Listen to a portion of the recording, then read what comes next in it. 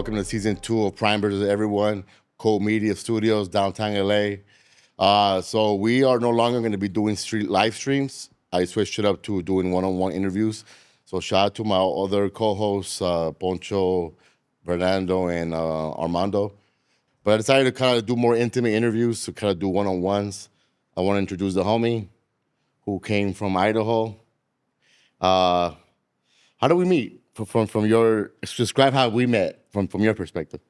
So my name is Victor Villarreal. I'm from Idaho. So I tattoo hair. Scalp micropigmentation is what it's called. I met you through. I get a message from Conejo saying, "Hey, I'm gonna be in your city. Pull up." And at the time, I'm like, "Nah, it's not." This is a scam. The right? scam. It's a scam. So I ended up clicking on the profile. I went to his stuff, and sure enough, it's Conejo, right? Yeah. And at first, I was like, "Nah, probation, parole is gonna be out there. I don't even want to deal with them. Gang unit's gonna be out there at this concert. I don't even want to deal with them." And then I'm like, "Man, show up. Like, you don't get a message like this." How long you had to drive to there? No, it wasn't very far. So it's in my home city, so Caldwell. Oh, okay. And I live in Boise because there's more money out there. Yeah. But Is it more metro city there? Yeah. A little more metro. So I ended up making it out with one of my buddies, and we went out and showed face. And I just remember seeing you. It was actually my first concert that I went to. So I'm right there, and I keep seeing you, like, I keep seeing somebody look at me, right? And sometimes you had the camera in the audience, but you were still, like, looking at me, just looking. Because one thing that Conejo does when he taps into a new city, he'll invite local homies from that area. Yeah. I think he'll use the hashtag to invite, because he likes that. Yeah. He likes to invite homies and put them in the guest list. Like, y'all pull up to show love. Yeah. Now, to show love and just show, like, we're all kind of the same, So he does it a lot. And why I was scoping you out, because every time we hit a new city when we're on tour, I'm always like on alert mode, right? I always scope out the room. I always kind of read out energies, and I kind of try to like rate who would be the biggest threat in here. Yeah. So that way just keep an eye on that person. And I seen you're very quiet from afar. I'm like, interesting. I wonder who's that individual. Yeah. And like you kind of like struck me there, and I kind of just kept my eye just for any weird activity, because me and Conejo, we come from a certain culture that it's a little street. So when we visit all these smaller towns, people try to match what they see on TV or what they see on social media from LA fools, right? They'll try to like match the energy or expect us to be super gang banged out or like have that energy, but opposite, we're just ourselves, And I think that's why we clicked, because it wasn't that. It wasn't that. It wasn't that. It was more like, hey, it was good. It was more on a professional level, and we got to share. I got to share my business, and you never heard of it, and yeah. And it was like little, like it just built up from like a follow to just seeing your work. I'm like, oh shit, the homie is actually doing some shit dope. Just exchanging when most back people and forth. hear that I tattoo hair, they're like, well, it's ain't no way you for me, tattoo it's hair. just like a satisfying thing, right? Like one of those satisfying videos that you see. That's all right. And it's just very like intriguing. It's that's how I saw it. Like, oh shit, it's very intriguing. Yeah. Homie has a hustle and shit. So let me, show him love and whatever. And it just kind of built from there. We exchanged numbers and just like tapped in, right? Just, and our relationship just kind of built off that. I know like 2 years ago, a year and a half ago, you pulled up to the art gallery. Yeah. We had an art gallery in Santa Monica, which was a reset release party. And it just built from there, right? It was dope going to that, and then experiencing so many different types. Well, it wasn't even so many different types, right? Because it was our culture there. It was all good. Everybody was doing something. Everybody was on a hustle, and they were doing pretty cool shit. Right. Everybody was there for like a higher level, right? Meaning like, who else is gonna be there?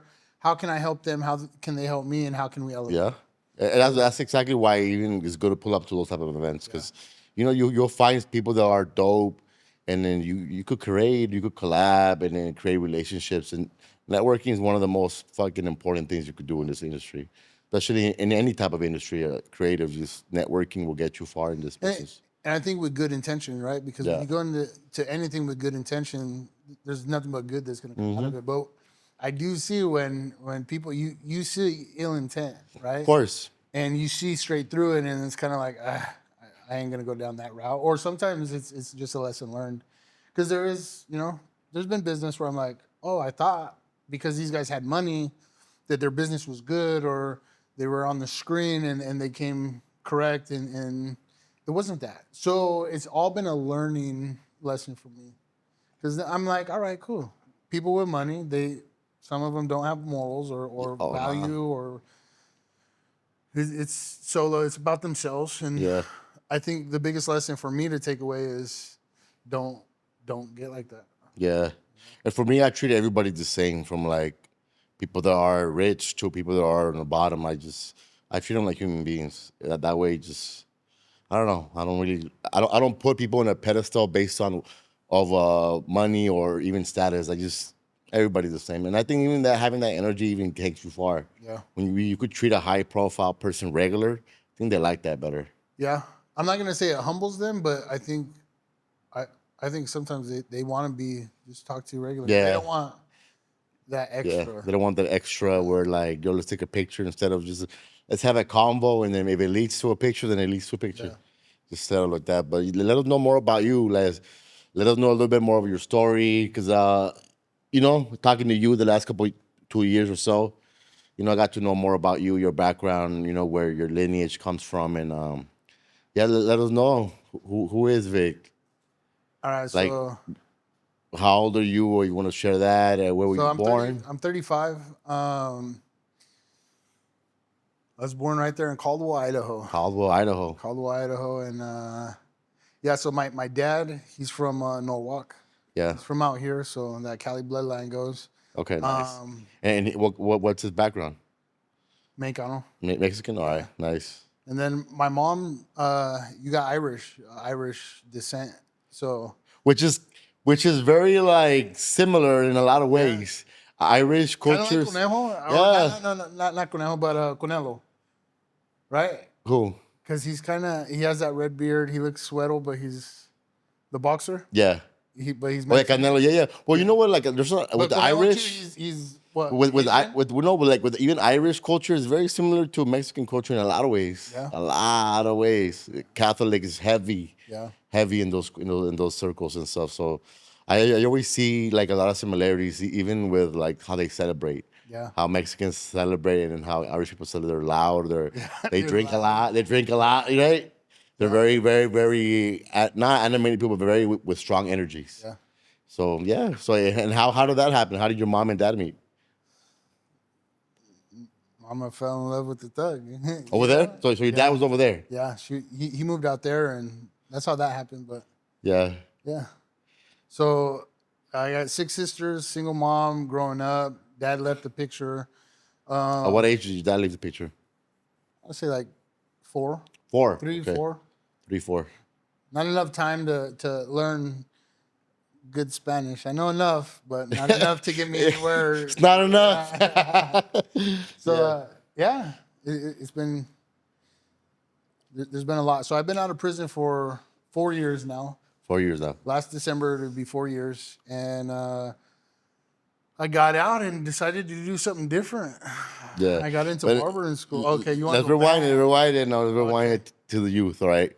Okay. How was it growing up for you, and like having that dynamic of like white mother, Mexican father? So my white side How really was didn't school for you? accept me, really didn't embrace me because I was a little different. And then my Mexican side didn't embrace me because I wasn't Mexican enough, right? Mm-hmm. So it was very different growing up. And I feel like on the Mexican side, they made me earn it a little bit more. Mm-hmm. And as for the white side, it was kind of Yeah. like, nah, we ain't giving you nothing. And as a kid, like let's say elementary, how was that for you? Like was even like being half even a thing, or that was more towards later on in life? It wasn't really a thing growing up because there was other mixed. Yeah, Yeah, especially it being Idaho, right? yeah, You got a lot of people from California that have migrated, and they are going to cities, and their upbringing So it wasn't like I was the only mixed kid or Mexicano out there, you know. Also, there was already people out there Yeah. already. The culture was already out there. Yeah. But still, I didn't feel I fit in for on the Mexican side, and I didn't fit in on the white side, even when I went to school. So I knew I was different, but it wasn't until later on where I really established that. Yeah. You know. And how was middle school for you? So by the time middle school happened, I was I probably got halfway through the school year. I got involved in I ended up getting involved in gangs. At what age? I was probably 11. 11. And what about it attracted you? So that's it. That's what I get a lot. I get asked a lot. Like, what is it that appealed to you? What is it that like, almost like, some people are fascinated with that lifestyle, right? But for me, there was a situation at home, in my home life that kind of pushed me to escape to the streets, where most people would feel unsafe, and so it just felt safe. Yeah. It felt safe. So I had my aunt that I grew up with. Yeah. She ended up jumping into bed with me, and there was a sexual abuse situations that occurred for like 2 weeks. And it was like a blood aunt, or It wasn't a blood aunt, but it's like she changed my diapers. She got me my first jersey. oh shit. You know, so for her to cross those boundaries, and especially at that age where I didn't have a 11? consistent father. Yeah, I didn't have a consistent father figure, right? Sheesh. And did I like it? Did I not like it? I knew it was wrong, but what's going on? Like, I was still a young man growing up, and again, I didn't have nobody there to be like, hey, yeah, this isn't okay. You know? So when your dad left around 4, Yeah. at what age did you see him again? I didn't see him until like 16. Okay, so that was like Yeah. much later.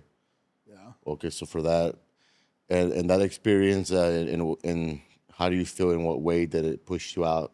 At what point did you realize, yo, this is wrong? And So And it it happened made- like a week and a half. Yeah. And it was like,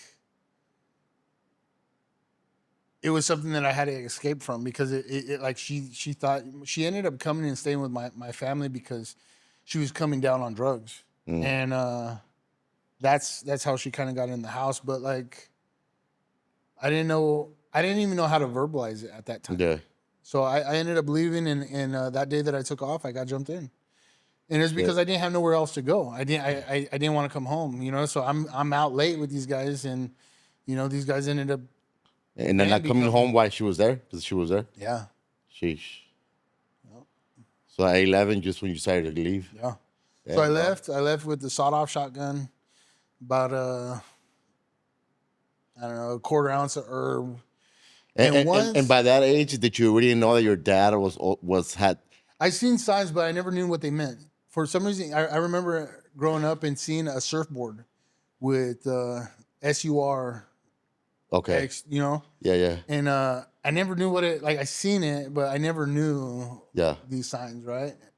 Because it wasn't like my mom was like, "Hey, son, you're gonna grow up, Yeah. and this is what I want you to become." But it also felt so normal to be in that lifestyle, because that's who was around. yeah. Okay. So it never felt So wrong. around you, there was already homies. Yeah. There was already young homies and stuff. Oh, okay. And maybe like, do you feel like since they're also Mexican, you kind of felt like, a little more This is comfortable. what we do. This is what we do. You know, it was normal. My dad was like this. This is what I'm seeing of And my I seen peers. pictures, right? I seen pictures, the wife beaters, the you know, hair pushback, hair nets, and tattoos, creased jeans. So that's that. I just felt like, if that's who I am, then that's who I need to be. Interesting. And even at that age, like, how did you see your dad? Let's say, I feel like I idolize him. okay, so by now you were seeing him in images. And did your mom talk bad about him, or your mom always respected him, or how was that? Because she knew what it was with him. Yeah. She knew him on a personal level, so she'd make comments like, "Oh, you want to meet your dad?" You know what I mean? Yeah. Oh, you really think your dad? It wasn't that she disrespected him, but she also didn't say he was a good guy. Okay. You know? And I remember, like, at, I think 14, I would say 13, 14. I was acting up in school. I was then at that point, I just started fucking up. So at right? 11, you get jumped in. Yeah. So I just started hanging out with shit sticks, little kids, Yeah. bro. That we were just fucking no father figures running around. And I never had brothers growing up. Yeah. So for me, I had 6 sisters, and now I have like a brotherhood, and it hit different, right? So I just got caught up in school, alternative school. About 14, my mom's like, I was like, I want to go with my dad. She goes, oh, you want to go with your dad, huh? You want to meet your dad? And I was like, yeah. So I ended up going, and Where was he at? he was in Oregon. He was on the border on in Ontario. And she's like, all right, I'll call him. We'll set it up. And she did. And he came with his girl. And I To remember, Idaho. yeah, to Okay. Idaho. This is the first time about to meet him Yeah. since 4. Yeah. Sheesh. So he comes through in a green van, and he gets off the car. And his girl was with him, and we shake hands, and I have my duffel bag ready, and she's like, all right, well, I'll see you guys Monday, or no, tomorrow. Tomorrow, the next day, I had a counseling session, right? Yeah. Because I'm being a shit stick. They have me on different pills, and they're trying to ADD, bipolar, getting that Yeah. situation under control. And so yeah, I had an appointment the next day. So I went to Ontario with him, and I remember 50 Cent just came out, and it was like in the club or something. that album, Or right? Many Men. I don't know what it was, right? But it was bumping, and I was like, all right. I was in the back seat, and I'm like nodding my head, and he was driving. His girl was passenger, and I just remember him hitting the as soon as it came on, he started hitting the steering wheel, and she hurried up and rushed and turned it off, and she's like, I'm sorry, mijo, he doesn't like black people. Oh shit. So that was kind of like, it was weird to me, right? Because I'm like, in Idaho there's not very many black people. Yeah. So, and I didn't understand, like, it didn't even click, you know what I mean? But Yeah. we ended up going. This is in the 90s, right? What? But when this is happening, no, you were 14? Maybe nah. About 2000s. 2000s, yeah. 2000. Oh yeah, 50. Yeah. So yeah, we ended up getting into Ontario, and then he tells her, hey, I'm hungry, so I'm gonna go grab something. So I remember we ended up going, and I thought we were gonna have like father and son talk, and I was gonna get some apologies for him not being there and whatnot. But it was a very quiet ride. We go, and I remember it was not Jack in the Box, Burger King, and we go, and he orders like a list of a good list, right? And he goes, you want something to drink? And I told him a Sprite or something, and we ended up leaving. I thought he ordered for me. I thought he just ordered. He took it upon himself to order something for me. And he gives me my drink, starts eating the food. I'm hungry too. You know what I mean? I'm hungry too. Anyways, we end up, I didn't know what to expect. And I think I was just too kind of scared to like speak up and ask or say something, you know? Mm-hmm. But the food wasn't for me. I got the drink. And then it was a very quiet, like, how you doing in school? Alternative school. Okay. What'd you do? Get in a So fight? at this time, they're both eating. No, she wasn't even there. So he got food for her. And we got to the house, and he's like, all right, hey, come down here. And we go down into the basement, and there was a bed down there.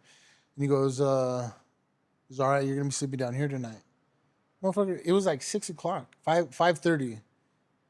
Lights, it was still light outside. Yeah. And he was already pretty much shutting down the night. I'm like, and I remember staying down there all night by myself, expecting, I don't know, you know what I mean? Like, obviously I wasn't ready to go to bed. Yeah, for sure. So it was a long night. Anyways, the next day we ended up going to the appointment.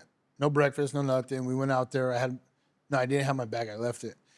So we get in. I'd go through my counseling session, whatever. I get the pills. He ends up getting the pills, right? And I think it was like, I don't know, ADD, bipolar, Adderall, whatever. I don't know, right? Yeah. And he ends up getting the pills, and we end up leaving. I say bye to my mom. I don't even know, like, I thought that night was going to be different. That's why I went. Right? Yeah. So I ended up going with him, and we left again. And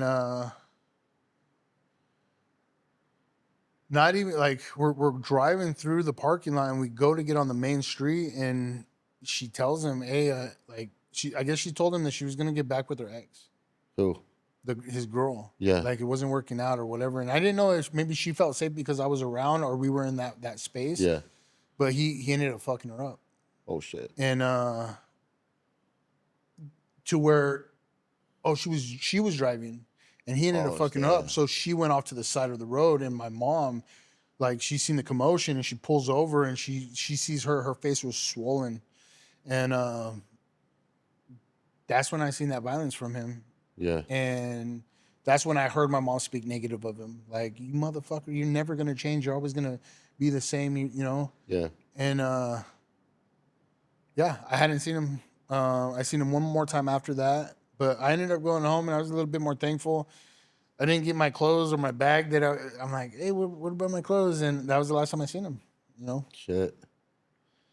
Damn, that's crazy. So yeah, I never had even had a conversation of like Afterwards, well, so he's a junkie. He's Yeah. a heroin addict, you know? Oh shit. And every time I went to prison or got locked up, that's when I would hear the most about my dad. And it was never good, anything like positive. Like it was like, hey, he's down. Oh, last time I seen him, he had a phone book wrapped around it, strapped, duct taped around his waist, and he was on a sick one. It was never anything like that's my dad, you know. Yeah. So now let's just rewind a little bit back. You getting jumped in. How was that experience? I feel like since then, every time I've been in a fucked up situation or I felt scared or alone, violence was normal to me. Yeah. So for me, that was the care that I got. You know? Yeah. So it almost felt like it's almost like feeling numb and then feeling pain. You're thankful for that pain. Mm. So you told your dad was also in and out of prison, basically. Yeah. So now you're 14. This happened with your dad. How does that change your life moving forward? Like, So I became a little bit closer to my younger sister's dad, and I was a little bit more thankful, right? But I still wasn't like still even with my stepdad at home, the father figure that I had, he would there was a lot of violence. mm, And it happened behind closed doors until I ended up becoming an age where I busted in the room and I helped my mom. mm, You know, so the hurt, the pain, that's always been something it's just been there, right? So I never knew what that loving father, even a relationship from a man to a woman was. yeah. So it was I was very conflicted because I never was even in a relationship. Mm-hmm. You know, they're throwing pills at me and trying to figure out ADD, whatever letters and numbers they wanted to Yeah. put together. They were trying to figure out what was going on with me. But it was, you know, I And really then feel like, back then they would see you act out, so they'll go quick Yeah. with like, oh, let's fix him. yeah. Let's give him this pill, let's calm him down instead of So like, either I remember my childhood growing up was like, I'd lose too much weight. I'd gain too much weight. I would sleep too much. I wouldn't sleep at all. And it was just up and down, right? So when it came to like girls at that age, I'm over here still stuck on what happened with my aunt. I didn't Yeah. think, you know. yeah, So just growing up, it was a little different. And then I got my first. So my baby's mom, yeah, I met her at like 15, and like I was with her 3 months, and we ended up talking about getting pregnant. Like it was planned out. mm-hmm. How old was she? Same. Same 15? So I ended up turning 16. My daughter was born. But how was your relationship with her, like at that age, at 15? Was it at least, was it violent? Was it I do recall it not being healthy. Okay. It not being healthy, and then like two kids having a baby together. yeah? Like I don't think that's healthy either. Hell no. You know, so there was a lot of back and forth. There was a lot of fighting. There was a lot of, you know, and I don't know. And it seemed normal, right? It was it was normal. It seemed was normal, right? Yeah. And then I remember even telling my stepdad, I was like, he was the first one I went to, and I was like, hey, she's pregnant. She's pregnant. What do I do? And he goes, all right, you ready to work? I was like, all right. yeah. So he had a landscaping business, right? And I thought the next day I was gonna get up early in the morning. So that's what I did. I got up early in the morning, threw on some boots, some work pants, clothes that I would cut the yard in, and I was drinking on some coffee. At 16, you don't even fucking like coffee, right? But you're doing. I did it because I seen that. You That's seen what that? he Yeah, you seen did, that? right? Yeah. So he wakes up and he goes, "What are you doing?" I'm like, "Well, I'm getting ready for work." He said I was gonna work. He goes, "Nah, when I get back, we'll talk more." I'm like, "All right." So all day I was waiting patiently. Like I'm like, "All right," impatiently waiting for him. So he ends up getting off work. He comes home. Nobody's home. He goes, he goes. I didn't take a shower. I'm like, take a shower, but I thought we were working. He goes, oh, when I get out.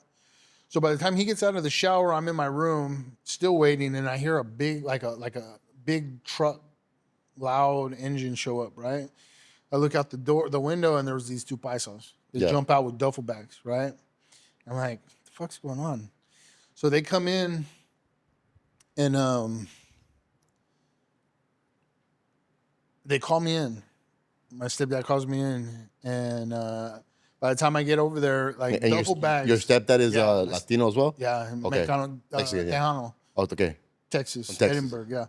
So I just remember coming out, and duffel bags were opened up, Yeah. and he goes, "You ready to work?"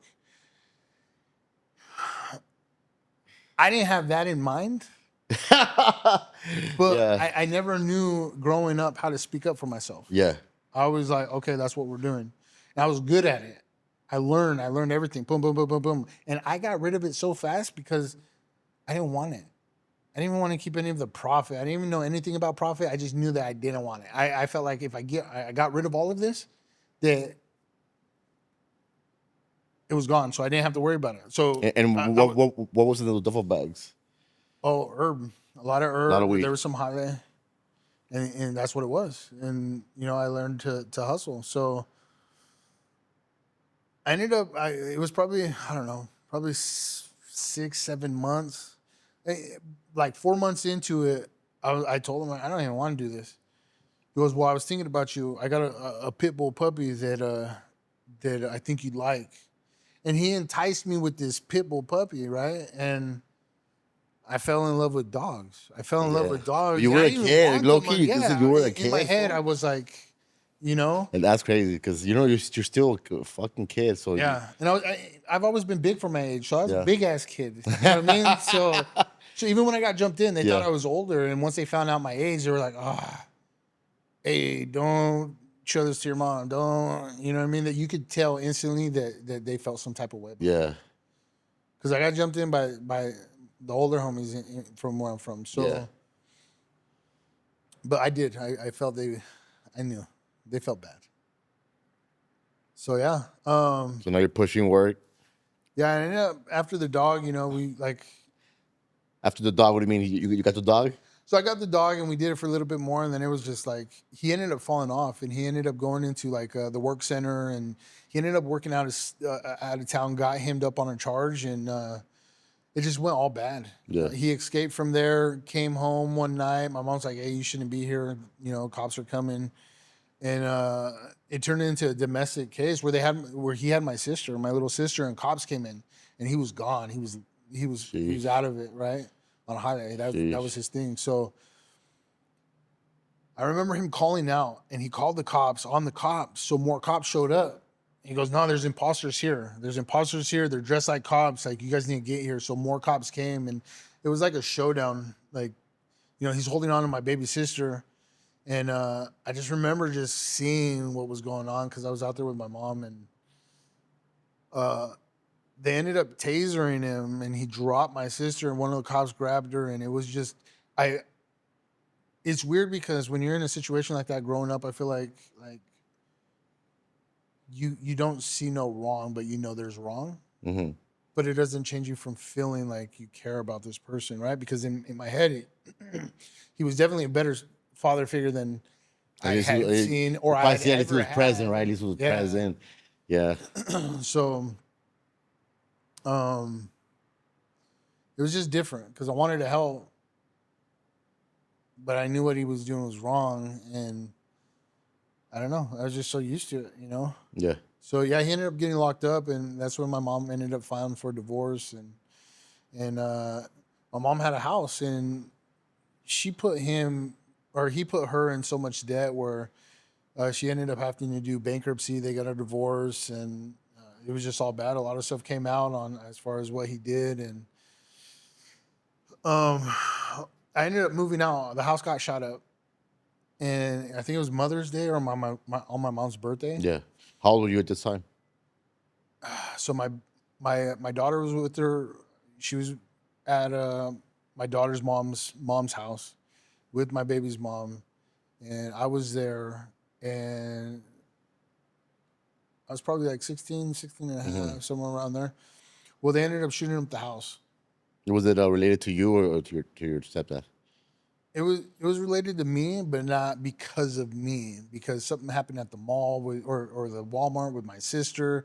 They ended up coming back. It was just they knew she was my sister and that was my cousin, and ended up coming back. So yeah, they shot up the house, and my mom's like, "If you want to do anything for me, you're gonna get your family, and you're gonna go out of town, and you're gonna get away, and you're gonna do something with yourself Yeah. for your family, for me." So I ended up moving out to Twin Falls, and it's like, look at me. Do I look like a dairyman? Do I look like I herd cows? Or, anyways, Well, you're from Idaho, so I expect anything.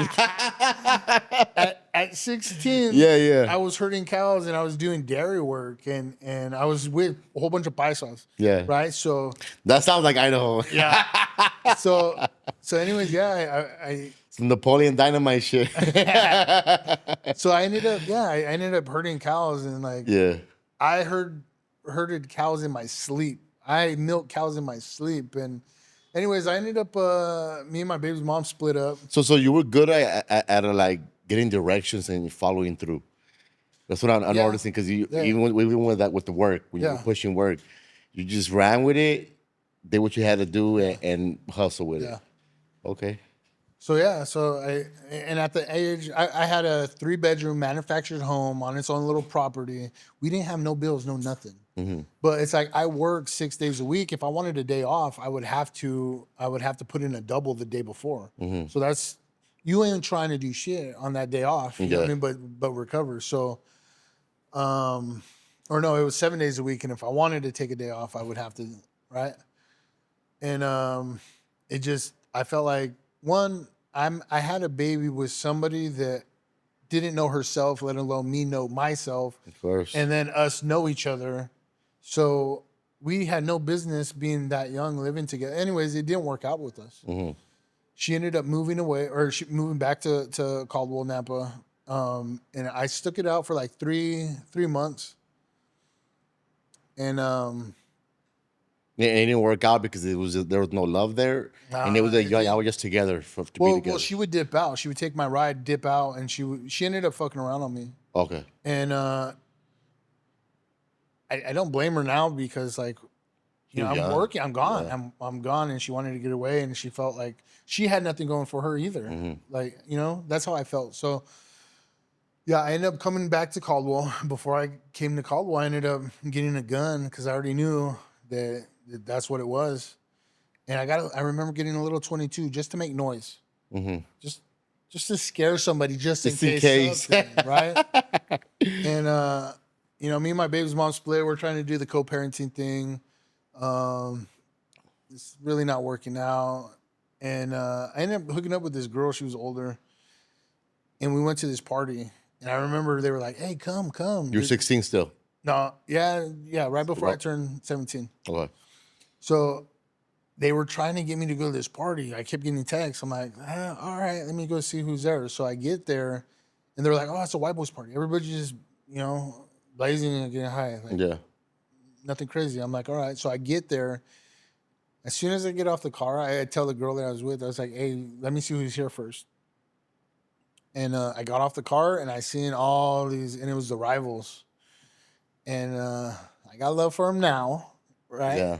But at the time, Of course. Yeah. they were Rivals, right? It was and up. I remember being like, So I went to get back in the car, and I hear, "Hey, what do you claim?" And I turned around, and as soon as I turned around, I got I got hit. And then me and dude start going at it. And I just remember last punch, I get on him and he stumbles back. And I just see everybody rushing in. There's probably close to 15 people at that party rushing in towards me. Yeah. Coming out of fucking just everywhere. Yeah. And I ended up pulling out, letting loose, and emptied the clip in the crowd. And one went to the hospital. I dipped out. I took off to Oregon, and they hit my grandma's house. They hit my mom's house. And yeah, so they hit me with aggravated battery with a deadly weapon. And How did they find you? I turned myself in. They were hitting Just the after house. how long? It was probably 2 weeks. 2 Nothing weeks. crazy, but I knew like the way they were hitting the house, I definitely didn't want to get fucking wrapped up with them. Yeah. I didn't, because, oh, he has a gun. He just shot somebody. Okay, we got something for him. And that's what it was. So it wasn't like, yeah, I ended up turning myself in. And they told me, hey, since you're juvenile, if you fight this charge, you will be charged as an adult with the gang enhancement, and you will be looking at prison time. And my family, we don't come from money. We don't come from money, and you know, that's just what it was. And my mom and my grandma is like, we can't fight it. Yeah. If you don't fight it, you'll be charged as a juvenile. It won't be on your adult record, and you'll be able to not have a felony on your record as you know when you grow up. So my understanding is I would go in there and they could hold me up until I was 21. Mm-hmm. So I'm like, it's not bad, right? So after a year of being a father, I get locked up and I'm an inmate, a juvenile inmate at that. And they moved me all the way on the other side of Idaho, up in I forget what it's called, St. Anthony's juvenile prison. And there it was like there's 12 groups. Each group had a certain charge, right? So there was drug and alcohol. There was your little variety, not so serious shit over and over again, delinquency, right? And then there was like the gang ones. And then there was like, there was even 2 sex offender groups. They were more locked down. And then there was 2 female groups. So there was 6 groups. And I already had some homies that were in the gang member groups, right? So they're like, nah, we're not going to put you there. So they put me in this group. It was the Mohicans. The Mohicans. The Mohicans. And it was weird because it was a group where, like, let's say I stood out, or standing out is like you're not putting your behavior in check. You did something wrong and you're not taking accountability, right? If somebody stood out and violently acted out, the whole group would hold them down. And it was one of those groups. What do you mean hold them down? They would hold them down until they put their behavior in check. It wasn't the staff that was putting, like, it was the inmates. Checking you. Yeah. Okay. So I'm not dumb. You know what I mean? And I'm definitely, everybody's like, all right, hey, you got to act crazy when you get here. And then you got to show improvement. Then you'll get out and you get released. Well, I tried that, right? So in like 3 months, I was like, fuck you guys, whatever. And then I started getting better, and I'm like, all right, I'm doing this program, right? So in 4, 5, 6 months, I would have got out. But my juvenile parole officer was a gang unit officer, and she's like, no, you're not. He's fronting. So I was in there for, I don't even know, 3.5. Altogether, I was in there for 3.5 years by the time I got my release. And even as I got my release, they... You were almost 20 at that point. Mm-hmm. I just, about 20. So it was a little different because, you know, I was a father. Now as a juvenile prisoner, I was away from everybody. I didn't see my family. My family didn't have money to come see me up in St. Anthony. Yeah. So that did create distance, and just like I don't know, like, how often did they go visit you? I never got a visit up there. Oh shit. Yeah, it was there was a couple times through a Zoom, but it was just my mom had so much going on, you know, and how did that make you feel though? Because I'm sure it was frustrating because I seen sex offenders in this juvenile program get visits. Yeah. And I'm like, damn, these motherfuckers, like, to the fullest, they fucked up. And I couldn't get that. So it did create animosity towards my mom, you know? Mm-hmm. And I love her, and I'm not speaking negative of her, and she did what she could, you Yeah. know. But She also was also going through her own six, stuff, yeah, right? Yeah. my six Yeah, other that's a kids that she workload. was dealing with, you know, or 5 other kids that she was dealing with. I could see that for sure, you know. So yeah, 6. So And how was holidays, birthdays for you there? my mom has always, or where locked up. Yeah, when you were locked up, how did those feel? She always sent cards. Yeah. She always sent cards, and this is what I love about my mom, and I think anybody loves about their mom is no matter. Like I was on the news for shooting at this party, and you know a Oh gunshot, shit. right? And she would still say, "My son, he's a good guy. Nah. He's a good kid. Yeah. He's Well, a good yeah, kid." you're gonna always And- be their baby. yeah. So like in her eyes, I was still her Yeah. baby. So, but yeah, she always did cards. She tried with what she could, you know. Yeah. So now you're out.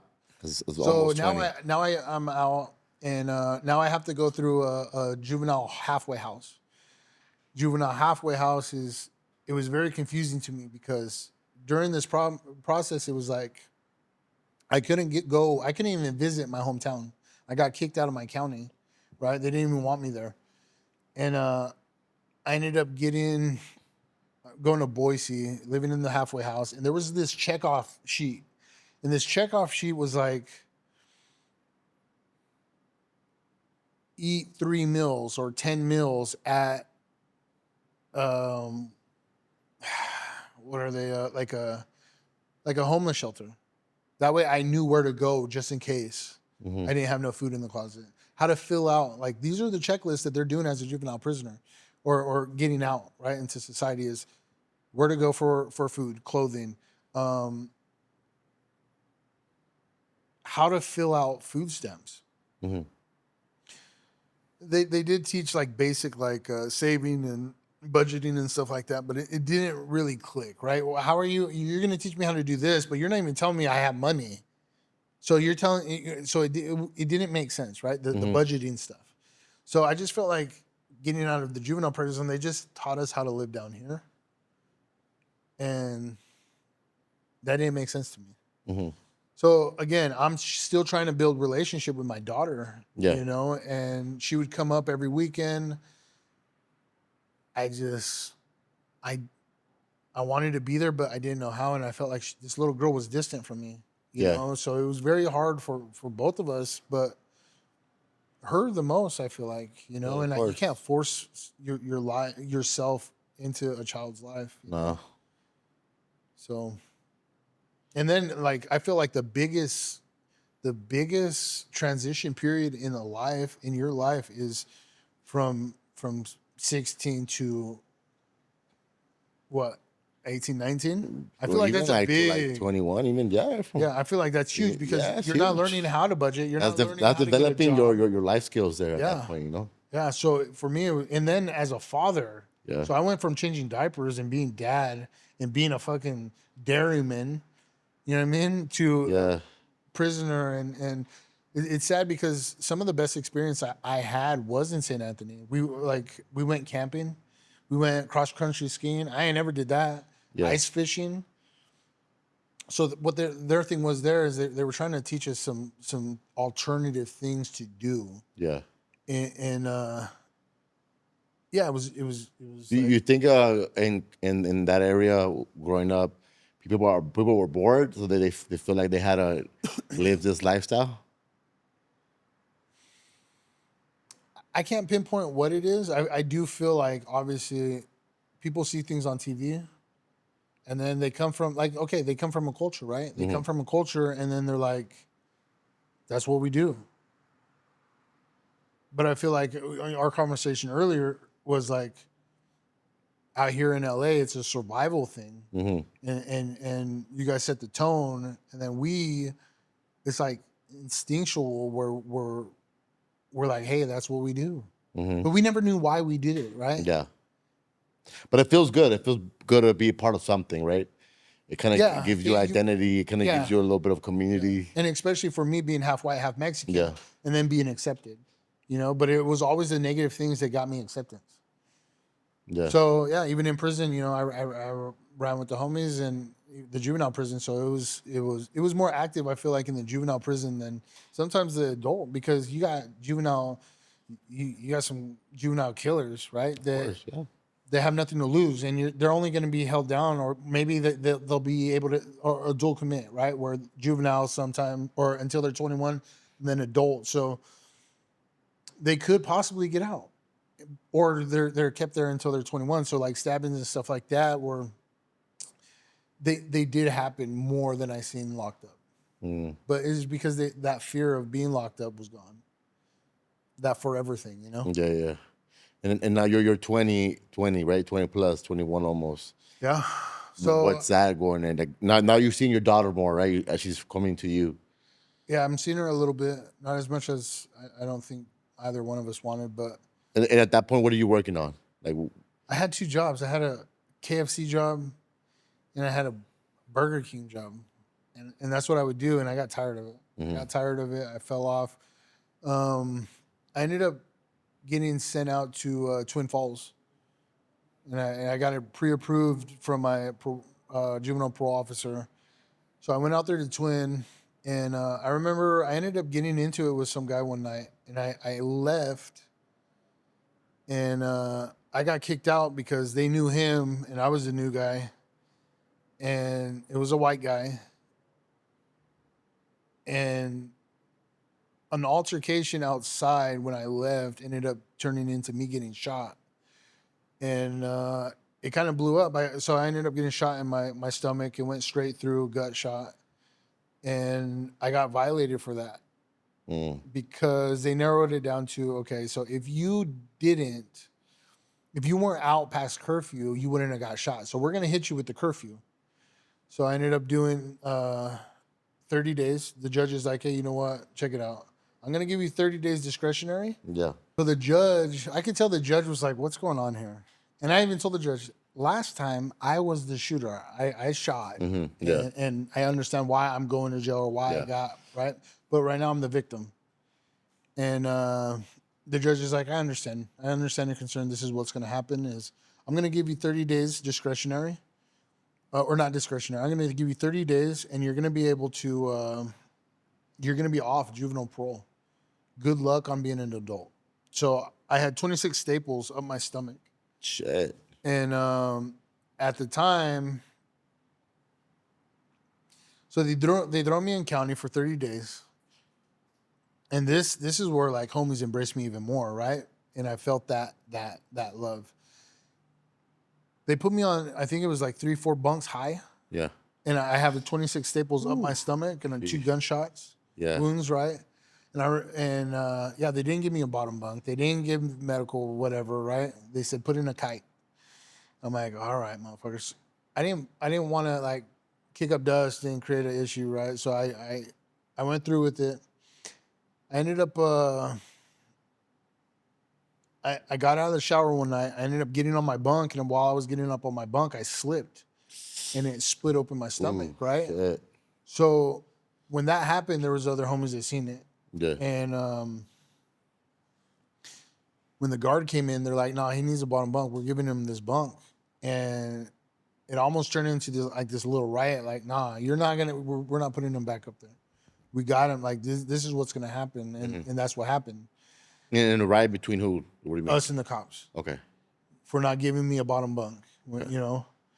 And yeah, I ended up getting the bottom bunk. I did the 30 days. I ended up getting out, and I didn't know what the fuck I was doing. Because for the last 4 years or whatever, I've been in a system where all right, this is what you're doing right now. This is what you're doing right now. This is what you can't do. This is so I had all this freedom, and I just learned to be this shit stick and not take shit serious. And I just, I felt like a badass. I got shot. California Well, so zipper. you're that age, bro. You're like 21, right? Yeah, You there's feel a lot like of you're the ego. man. There's a lot of ego. Yeah. You're becoming a man more, and then you start to like, You're feel yourself a juvenile little prison bit. time, got shot. I felt like ain't nobody Striped could up, fuck with homie. me. I'm Yeah. striped up. Yeah. Ain't nobody could fuck with me, but it just added to the fire. It was fuel to the fire of ego, you know? And Yeah. So I ended up getting back into what I knew. I was hustling. And probably a year later, it was like 2012, 13, 2012. I ended up getting shot again. Sheesh. And this time it hit my left hip. My left hip went through. This was like what, a couple years later. Yeah. So it hit my, came through my left hip, went through. It was a pinhead away from my urethra, Yeah, grazed my right testicle, came outside of my right, like my nutsack, yeah, went back into my inner thigh and back out the other side. yeah. Then the cop said, "Oh, since you want to be uncooperative and nobody's been found guilty or has pled guilty, you got to come up with the money for your surgery yourself." Oh shit. And I got a 6-inch knot on my right nut. That's scary. And you're Yeah, telling me that I got to come. My family don't come with, for money. yeah. So I hustled. I ended up going and picking, and I ended up selling into an undercover. And it was like the stage was set and I performed. And how old are you at this point? Yeah, I don't know the age specifically, but it was 2022, 23, or no, 12, 13. Okay. Yeah, 2012, 13. So I had no felony record as an adult. The gun charge didn't get brought up. The shooting didn't come up, right? So I got hit for trafficking. I got hit on a trafficking charge.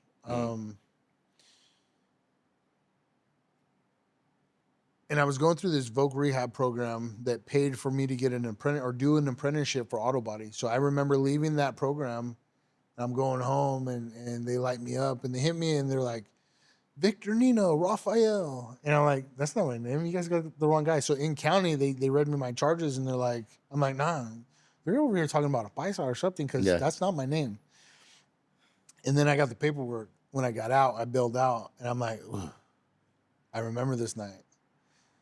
And yeah, so I got a badass lawyer. She got me off on felony or delivery. Yeah. So I got put on I don't know, it was a withheld judgment, 3 years. If I did good, it'd be clean from my record. Anyways, a year into it, ever since I got shot, I was blazing it, and that's Yeah. how I got through the pain, right? So Uh-huh. once I got put on the felony probation, they're like, no herb in your system. We only better see opiates because at the time it was just pills that they were Man, that's throwing at me. crazy. So I ended up getting stuck Just on the opiates. pills. Damn, Yeah, that's I crazy. got stuck on the oxys. Oxys turned to heroin. Heroin turned to ended up turning into methadone because I was trying to get off it, right? And Yeah. they ended up hitting my house a year later. Yeah. So they ended up hitting the house. They were like, "What are we gonna find?" I'm like, "There's 8 grams of weed downstairs. You guys are gonna find it." I was fucked off on the methadone, and yeah, there was 8 grams of weed downstairs. You guys are gonna find it. It's right there. They end up getting it, and they're like, "Okay, well, what were you gonna do with it?" I'm like, "I was gonna smoke it, celebrate. I was on felony for a year. I decided it was a dumb idea. I could have made an extra buck off it. Terrible idea." So they go, "All right, we're gonna give you 7 days discretionary." I go in, do the 7 days. I get out. Like a month later, I see all these I see undercovers passing by. I'm like, something's up, something's up. So I dip out the back and I get picked up on the other side of the block. And then probably 10 minutes later, they hit the house.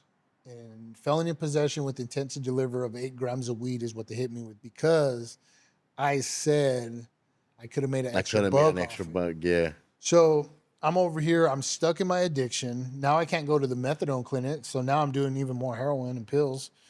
And I remember I ended up turning myself in again. And I was talking to a homie. I'm like, I don't even know what to do, dog. He goes, well, take the writer, get detox in there, get out and start fresh and just keep it pushing. And I wanted to get off the methadone. I wanted to get off the heroin and the pills and stuff, And yeah, I ended up going and taking one of the programs. And at first I thought I was going to get like a 3-month program. Hell no. I got hit with a 9-month program. Damn. And going through the prison system as an adult is different because they don't care. Not that they cared very much as in the juvenile prison, but there was some people that did care. You know, they still seen you as a kid and probably their son or their daughter or nephew, right? But in prison, ain't nobody give a fuck. So I went through this program, Cottonwood, and it was a TC program. So TC is like therapeutic community. So let's say you left your ID at home or out on the bunk. I would hold you up. Hey, you forgot your ID. I'm pulling you up. And that was a program, right? Everybody knew what it was. Don't hit nobody with felonies. Just hit people with minors and fucking keep it pushing. So coming into this program is pretty much looking at others' behaviors while holding others accountable while looking at your own behaviors. Because how are you going to hold somebody accountable for something and not do it yourself, right? Mm-hmm. That was kind of what it was. So there was homies in there, right? And for us to do this program and come from our background is we don't. That's none of our business right there, right? And me, I've always thought differently. I'm looking at this situation because a homie got wrapped up, and so there's three cardinals: violence, drugs and alcohol, or sexually acting out. You're done out of the program. So when he would hold people accountable, he would come across too aggressive. What they didn't understand or take the time to understand is coming from our background, when we're holding somebody accountable, it's too similar to an altercation, like hitting somebody up. So there's all those feelings that are coming up with the altercation. You know, high, thump, thump, thump, thump, thump, flush face, sweaty palms, we think we're going to war. Anyways, he ended up getting relinquished and sent to prison to do his time. And I felt some type of way about that, right? Because it's a homie. He's trying to do the program, Yeah. you know? And so about 2-3 months later, there was a situation. Two white guys were in the shower. It has nothing to do with the race, but two guys were in the shower. One was gay. He ended up grabbing the other guy's dick, right? Trying to, you know. And that dude went and told the CO, "Hey, this motherfucker just he just grabbed me in the shower." Mm-hmm. That CO told him, "Hey, go get an apology from him and see where that goes." And for me, that just it made me mad because one, okay, cardinal rules, sexually acting out. My homie just got sent off to do his prison time because he was doing the program, but it was too aggressive, and there was no leeway with that. Now you're telling this, so in the juvenile prison there was a booking, or not the juvenile, but in this TC program there's a booking system, and you pull others up, right? So hey, so my booking system I wrote on the CO Erickson, not following through when it came to a sexual advancement on another inmate that you were aware of, something like that. And the next day, I put it in the box, and the next day they go through the slips. And that CO, my case manager, and the sergeant or captain pulled me into the bubble. They're like, "Well, you want to tell us about this?" I'm like, "Well, that's what happened, right? Like, this is what happened." And pretty much it came down to you're sticking your nose where it doesn't belong. We got into like this little battle, this little argument struggle. And when they're telling me like, "You sure you want to do this?" Like, nah, now I don't. If you guys are, I'm in here with my case manager. This whole situation didn't go as I thought it would by Yeah. holding, Anyways, I was like, you know what, I'll forget it. So I left it alone. So 8 months in, they end up. It was about 7.5 months in. They ended up shutting down the program. Said it wasn't working. The recidivism rate wasn't going down or whatever. It just the program wasn't working. So they wanted to revise the program. Within 24 hours, everything was pulled out of this, right? And everything programmed was pulled out of this, and it turned into like a county or like a county jail setup, right? Yeah. So I felt some type of way about it though, and I remember calling my mom. I'm like, "Mom, I want to do something about this." There's a PREA thing. You call them and you could report incidents that happen, like a sexual assault that Yeah. happened. And in my head, I thought an outside agency was going to come in with the helicopter, come and talk to me, and then like pull me out and the guy out, and I don't know, hold the facility accountable, right? So as soon as I did it, I remember my mom telling me, "Son, don't get involved. Just do what you got to do and come home." So I ended up making the call, and I was like, yeah, I'm aware of a sexual harassment that happened on the other inmate that a CO is aware of, and they didn't do nothing. The outside agency that I thought was going to show was the CO that I filled the slip out on, and the captain again. And they said, you couldn't just leave it alone, huh? So they did a report. They took me back, did a report. And a week later, I remember it was count time. They were in a meeting, and I was like, I was on my bunk, and they're like, you're done. Laying down during count, that's what you want to do? You can't follow the rules, you're done. And I got sent to prison for the violation of my belt loop was touching the bunk during count time. You can't tell me that that didn't have nothing to do with that situation. Mm-hmm. So that situation, I never heard anything of it. I got sent to prison, and now I'm in the pits. I'm in the pits, and I'm looking around, and you know, I came to do this program to detox. I get flopped and sent to prison, and I'm looking around, and there's nothing but just lost souls, and I could just feel like just no, it was the pits. There was no umph, there was no life. It was just chaos, and I'm seeing them get high, and they're looking at me like, well, "What's up? You gonna get high?" First time I ever used meth was with a needle or a syringe, Oh and shit. it was in prison.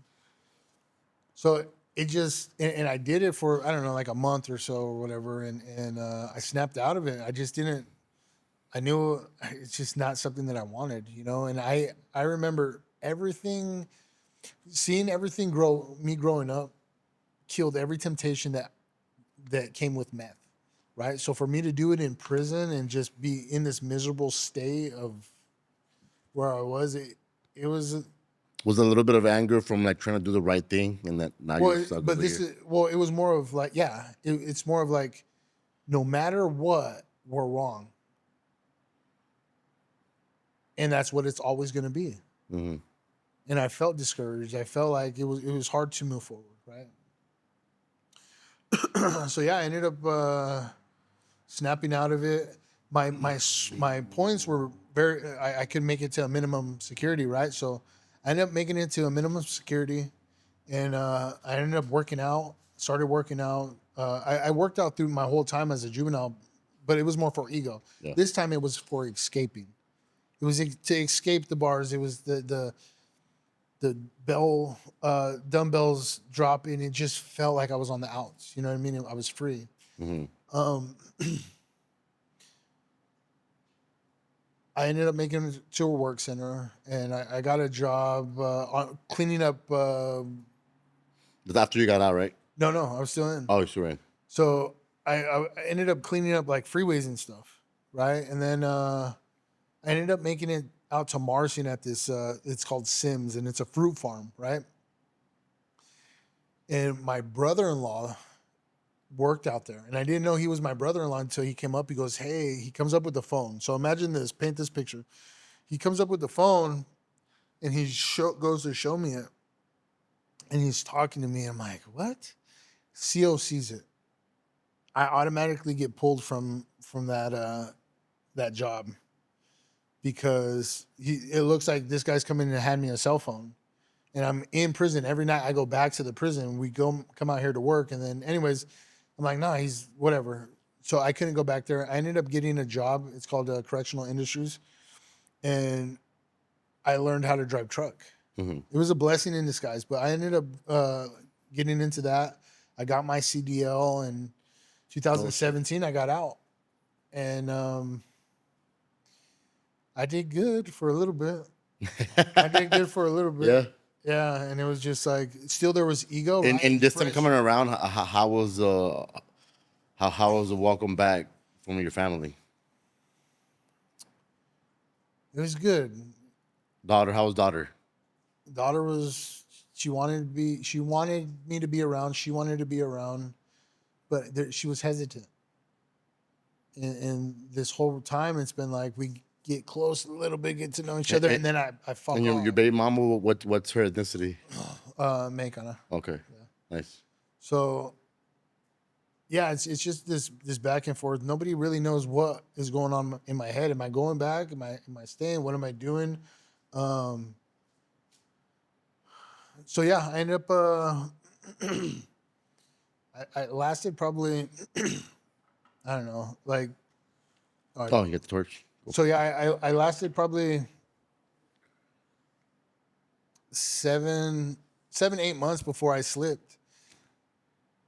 What is It, slipping? meth. Meth. And what ended up happening was meth was everywhere on the outs where I was. Yeah. And it was just crazy. Hey, it took over, and it's like in prison, do a little bit. You have the homies to keep you in check. Not on the outs. You know, you got some females, and they're like, "Let's run it." Mm. So yeah, I ended up. I remember going. I was still on parole, and I remember asking my parole officer, I'm like, I need a detox. I need like rehab. I ain't never done rehab before. And he's like, oh, we could send you to county jail. That'll do you just as good. I'm like, Damn. motherfucker, it's in there, you know, and it's like I can't say that. And yeah, I ended up. I remember emails back and forth. Like, I'm not even UAing you. I'm admitting that I'm dirty.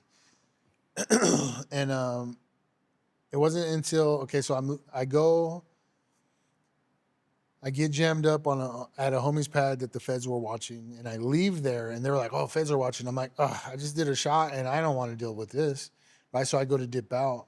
Sure enough, after one of my homies is like, "Hey, can I go with you?" And then you drop me off. I'm like, "Yeah, come through. Just leave everything." Right, so I go to dip out, and sure enough, all these cops come through, and my mom's house is like 2 blocks away. I'm like, I just got to make it to mom's. Yeah. Just got to make it to mom's. You know, if they take me, at least they won't take my ride and everything in it. You know. And I just remember driving. I'm like, fuck it, we're good. I'm clean. Ain't nothing, right? And this motherfucker starts Damn. pulling shit out and just starts chucking it. And I'm just like, oh my. And I told him, I said, hey, dog, whatever they find, that's on you. Yeah. You're going to own that shit. And yeah, he owned it. And they were looking for, they told me, if we find a syringe, if we find a cap, you're going back. I'm like, cool, run it. Check it out. Tore up my shit, didn't find nothing. About 3 months later, they ended up taking my homie. 3 months later, uh, I get a violation. I go back on a violation, and it's a traffic infraction for me running a stop sign from that night. And I didn't go back on new charges. And anyways, yeah, so I went back. I tried to do this 3-month program, a parole violators program. And I had the X on my back. I was targeted already because I was affiliated, and the prison knew it, and they moved me around through this facility. And I like to work out. Mm-hmm.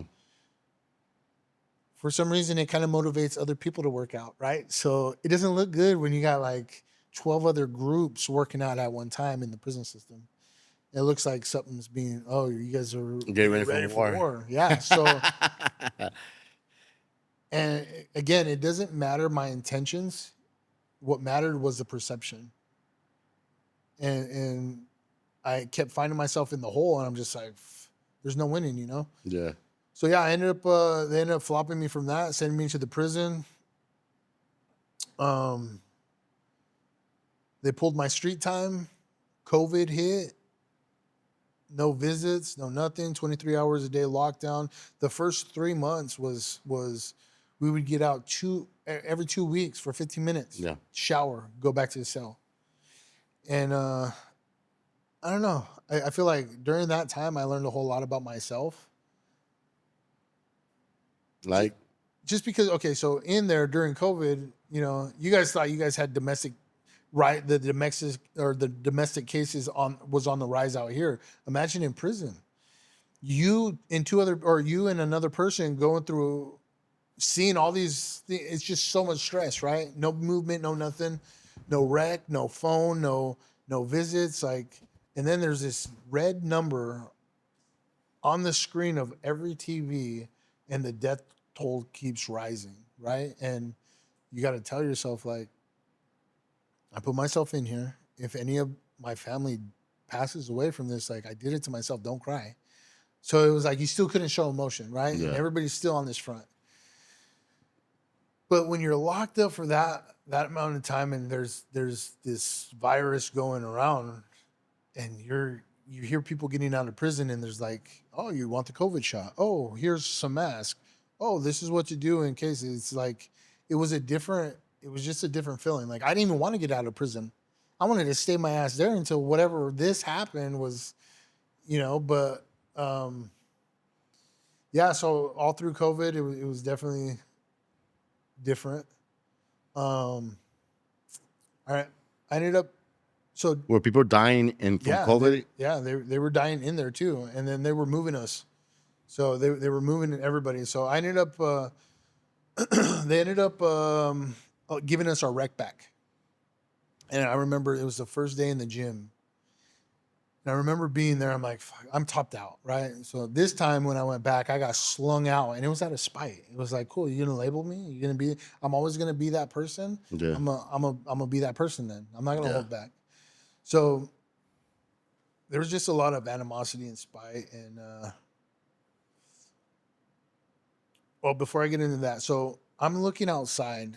I remember looking outside, right, and I'm noticing homies go out one by one to get their or cell by cell to get their food, right? Yeah. And I'm noticing they let themselves go. Bushy beards, untamed haircuts.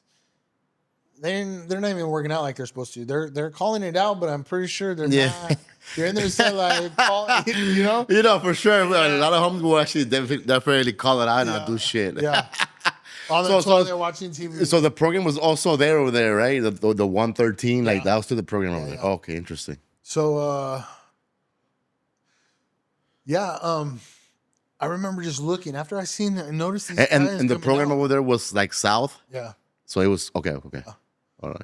So I remember paying attention to these guys, and I looked over in the mirror, and I'm like, oh. I let myself go too. I was still working out. Yeah. But my beard was untamed. I didn't have like clean cut, whatever. I just got my headpiece, so I'm like, show that motherfucker off. Anyways, I ended up going to Get get your headpiece inside? Yeah, Which one? my whole head. Oh shit. Yeah. So and it's weird because it's the only tattoo I got away with. It was weird. But I end up going, getting our meals. We come back. I clean myself up. I pull out my I had a beard trimmer, right? And it was initially for a tattoo gun, right? Just in case they took ours. So it was on standby. Yeah. And I ended up taking it out and using it for what it was intended for. So I taper myself up, clean myself up, line my beard up, and I feel good about myself, right? And I look over at my homie and he's like looking at me. He's like, all right. He goes, hey, clean me up too. So I clean up his mustache. He's bald, but I shave him down. Everything's good. Clean him up. And my homie, I think he was like 8 years into a 13 piece. Mm.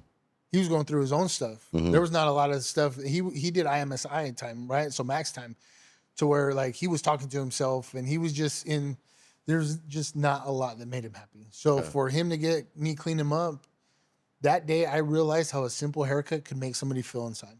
It does. So I remember they ended up fast forwarding. They give us back the gym. I go and work out, and I knew there was something wrong with me this day. And I'm working out, right? I'm in the zone, and I notice, hey, we get off restrictions. Things start going out, messages start going out, and people start getting got, right? And I'm working out, and there's these three guys. They jump on this one guy, and I'm telling you, they got him good for like 15 minutes. They had to drag him over in front of the bubble because the COs weren't paying attention. They were watching some video on YouTube. And I slowed time down for a second, and I noticed I was not scared of that situation. It didn't frighten me. It didn't do nothing. Like I was numb to it. Mm-hmm. A normal person is going to be, Yeah, for sure. Yeah. What aligned was, okay, he's not one of mine. It has nothing to do with me. Like, but to be around that much violence and it's just not normal. And that's what it clicked that day, right? So I ended up getting out, and probably 2 months later, I got out. What year was this? 2021, Okay. I think 21. Yeah. So I get out, and I didn't want to drive truck no more.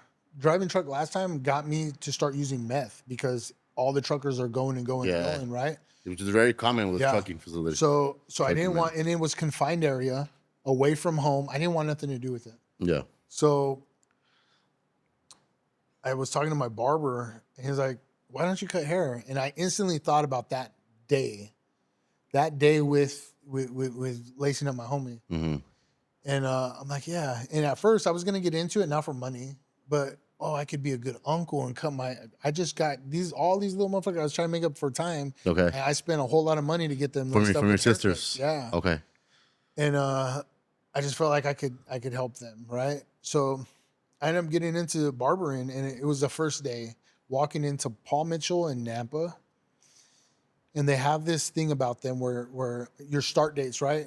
Every start you come in, and they line up on either side of you. There's a group of starts that go through, and they start cheering you on, right? Woo! And I'm going through this, and there's a strip of people, right? Yeah. And as I'm walking through this, I'm starting to notice I'm like heartbeat racing, flush face, sweaty palms. I get to this room where we're having this big meeting, and I like look around, and I notice everybody else was feeling similar physical responses. Yeah. I haven't felt scared in a very long time. And how the fuck is the beauty industry at this school going to scare me when I've walked on tiers Yeah. full of killers and just violence, right? And it just, I was thankful though. I was thankful because it made me feel something, and I hadn't felt anything in a very long time. So when I got into this, I embraced it. That's I did deep. every program, every honors program. I did the most. I was active with everything, and I embraced it. It was my escape, and I embraced it. Yeah. It seems like everything you got into, you were always trying to give it your most, right? Like, Yeah. like everything that you were in every situation that you were put in, you were always like, Well, what's the assignment? Let's get it. you just get it Yeah. and you just move forward, regardless of what it was. Yeah. Interesting. So, which kind of matches your hustle now? Yeah. Yeah, So, for sure. so now you're out. You're in school. So I walk out of prison, and at 31 years old, I realized that I painted myself to be the biggest and scariest motherfucker. That way, it avoided a lot of problems, and nobody would test it. You know what I mean? Nobody. Yeah. I worked out to escape, but to look big and just, yeah. I painted myself to be this character. So now you're out. So I get in a relationship, and Well, let's. How's the daughter situation at this point? daughter situation at this point was like, I don't know what to expect. Yeah. I'm not gonna get close to you. I'm not gonna call Was you there any dad. communication while you were busted this time around? Nah, not really. For me, my escape from feeling anything was I would avoid those conversations or phone calls. I would wait 9 months to call home. That helps, actually. Yeah. Yeah, like I didn't want to feel that. I think the more you think about the outside world, the more it kind of drags you down. Yeah. You gotta kind of like block that out to kind of survive in there.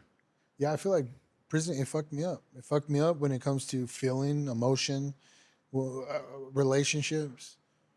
Because even that calling, like, nah, out here, you're dealing with that relationship problem right here, right now. You're not hanging up and calling in 9 months.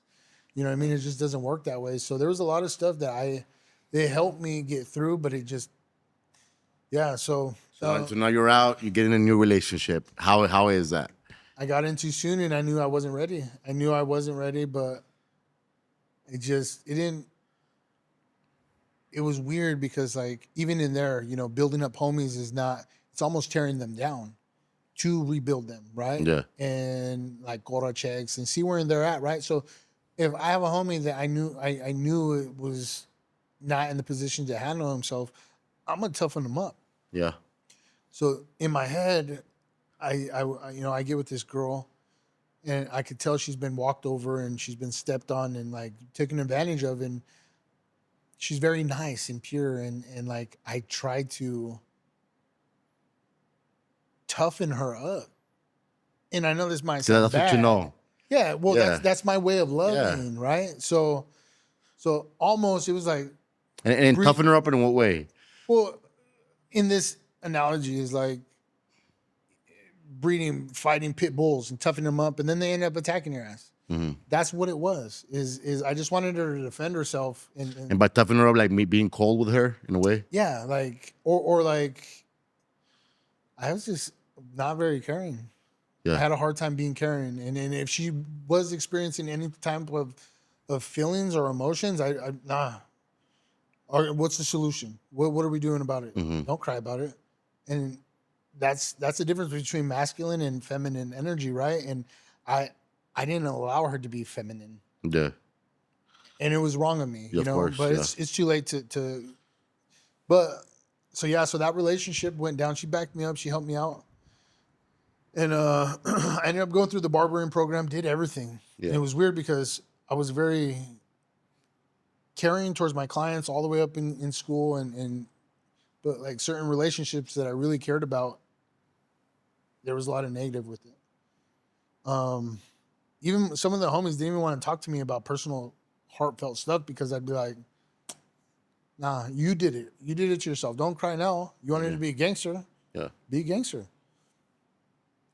And but that's not what they needed to hear. Yeah.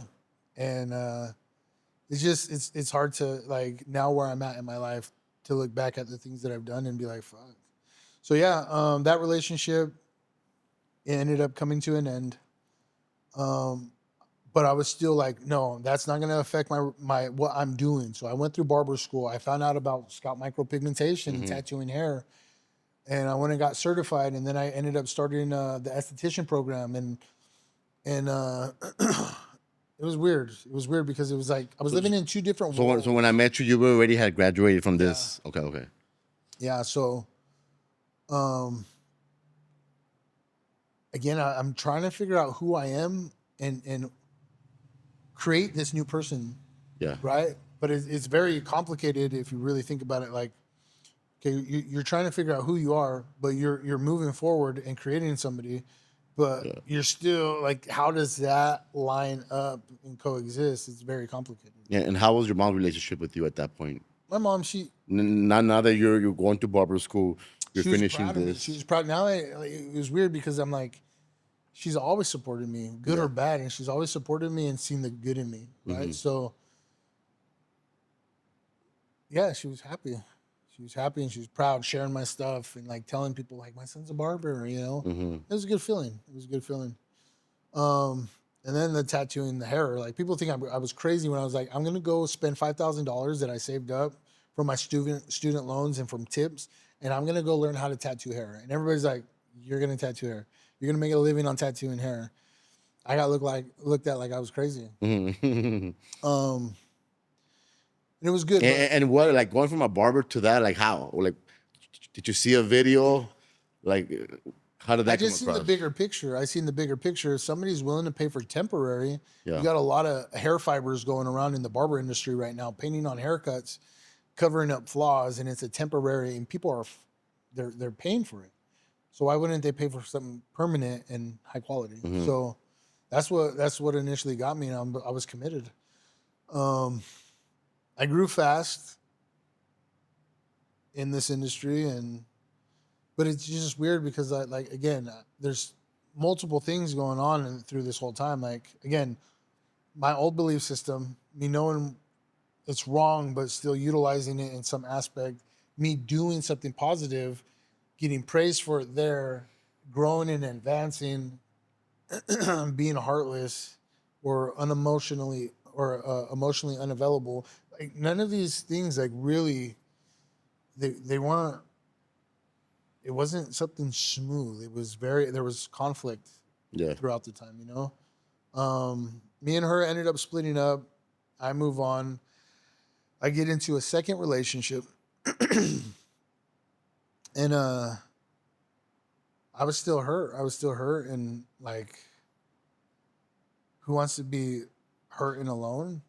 And it was like this situation with my baby's mom now, it was like the perfect storm. Like I was hurt and seeing how happy she was and like how alive she was lightened me up, right? So I knew I wasn't ready to get into a relationship, but I still did. Mm-hmm. And you could call it selfish, Yeah. you know? But by the time, so I had already heard about ayahuasca. Mm-hmm. And I was like, I got to do it. I got to do it. A factory reset for your belief system. Like this is everything that I've been struggling with this whole time since I've been out of prison, right? And it was just weird how it all aligned. My girls, my baby's mom's best friend's aunt, her And husband. this is your baby mom from the. No, this is my daughter's mom now. No, okay. Yeah. So So that's a relationship that you get into. yeah. Okay. So yeah, the perfect it aligned, right? And Okay. they're like, we do it out here and this, and I'm like, let's do it. So me going into that one, I was either gonna be, if I didn't change after this, I was gonna be only focused on money in my business, and I wasn't gonna focus on any relationships that I had in my life. I wasn't gonna give no love out, right? And then another thing too is I felt like before my business and before I elevated, maybe it was I had to answer from all the karma that I've done through prison. So survival mode helped me get through prison and helped me grow up, right? But at the end of the day, I feel like you come to terms where violence is still violence and you hurt somebody. And somehow, some way, you got to answer for that. Yeah. So I felt like the medicine was my way to just go through hell, and I would come out a better person, or I would be even with karma. Yeah. And I've been on pills and counseling and therapy and every program in the prison besides the sex offender shit, and it never helped with nothing, right? So I've within the last year and like 2 months, I've done it 4 times. So did you have your daughter come in, and that's when you decided to do it, or No, so okay. After I got shot, I was Yeah. told I would never be able to have kids again. Okay. That was like 2012, and because I got shot a second time, Yeah. right, where it went through, and that was the time they told me that. So I've never had no scare, no nothing, and that was like an ego thing too, where I felt like I was less of a man because I couldn't give a woman a child. So that fucked up things. And then when I went and did the medicine, where it put me, and I know it's gonna sound crazy, is where it put me was I was in a womb. I was grown in a womb, and I was flexing, and it was like my ego wouldn't allow me to feel how beautiful this was. It kept bringing up, oh no, you didn't come here for that. You came here to feel like a piece of shit, to feel the pain that you've done to other people. And as it was saying that, my ego was saying that, there was these situations that came up, and very detailed situations What kind of situations? of violence, prison, Yeah. and my stepdad, and just everything, right? And it was like something came over me. It wasn't a voice. It was just like, we're not going to continue something. So they call this spirit that comes with ayahuasca grandmother. And in this instant, I knew what that felt like, because it was like a loving, like, no. We're not going to continue something you already know. Mm-hmm. And Almost like you went to this process kind of to scold yourself in a way, yeah. to punk yourself, but it ended up being more like, yo, what you need is love. Mm-hmm. And that's what I got. And they Interesting. say, the medicine doesn't give you what you want. It gives you what you need. And that's what it was for me. Yeah. And 2 months later, my girl's like, it was New Year's, and my girl's like, it was last New Year's. And she goes, hey, we got to talk. I'm like, what? And we were on the verge of breaking up. Mm-hmm. And we got to talk. I'm pregnant. And it was like, I didn't believe her that it was not mine or nothing. I got brought instantly back to the womb, the rebirth, Hmm. healed. Yeah. So yeah, I find out she's pregnant. I grind out even harder. But it's almost like when you do this medicine and you come out, it opens up things and it's very beautiful. But the real work begins when you go back into your to this realm and Yeah. you're back home and you're dealing with situations. How are you going to act? How are you going to respond? Right. And then you got life going on and then business and social media and then just it becomes very overwhelming. So now I'm grinding out even harder. For the first time in my life, I had a maid that would come in and clean. And I think that was a terrible idea because I ended up going back to the medicine, I don't know, like 3 months later. And it's like, okay, I know the medicine's working. I want to go back because how is it that I have everything in my life that I wanted, but I'm still miserable? I'm still unhappy. Mm. So one of the things that I experienced was nobody's going to cleanse your house the way you're going to cleanse your house. Nobody's going to love your house the way you're going to love your house, right? So we get into this conversation of like lineage trauma or generational trauma or energy exchange, right? So me, I'm the guy that everybody looks up to out of my homies and they're like, "Oh, Vic did it. Vic did it." So I would be doing these mentoring talks with them, right? And what's ended up happening is this energy exchange. I would get pissed off at their excuses and I'm pouring into these guys all my good energy and then I'm leaving the conversation empty with full of negative energy, empty of positive, right? So I would come home, I wouldn't clean house. It was like a stop and go for me. Then I would go to work, go to the gym, come back, girl's pregnant, and I didn't understand. So again, I went to the medicine and I sat down again. Second time. Yeah. And this time I sat down with another guy and it just changed. Just his way of going about things were different. Like the big takeaway from that one was, so I'm in deep in the medicine, right? And And the same shaman. yeah, Okay. no, this is the second time with a different shaman. Okay, it's a different shaman. So I'm in the medicine and my intentions were set to why is it that I'm still not happy when I have everything? Like, what is going on? Like, help me understand myself, right? And I remember, you know, those old school computer games, or not games, but like the screensavers where you turn the mouse and it goes down a different way, and Yeah, yeah, yeah. so it was almost like that. And I was in the medicine and I had a mask on, and I remember going in and I'm doing this little thing where I'm moving down these like hallways, right? And I come across I turn a corner and there's this little girl in the stairway. Mm-hmm. And as soon as I locked eyes with her, I got scared. I've never been this scared before in my life. And they say, you know, that when it comes to the medicine and there being a scary situation like that, that you have to calm yourself down and go back in because it's trying to show you something that you need to see, right? And it's not that the medicine's it's trying to be scary. It's just there's something. It needs you to see something. Anyways, I had to calm myself down. Like it was on the fifth time that I went back in, and I remember just putting on my mask and just relaxing myself. And I went back in, and I ended up finding this little girl again. Okay, this time slowed down, and I remember coming across the corner, and I'm looking at her, and I'm noticing things about her. She's not evil. It's not like this grudge little girl coming down the stairs. Like it was nothing like that. Everything about her was very innocent and very Yeah. pure. And as soon as I asked the question, why did I get so scared of her? I know it's gonna sound crazy. I instantly got shot into her body from her eyes, and I was looking at myself through her eyes.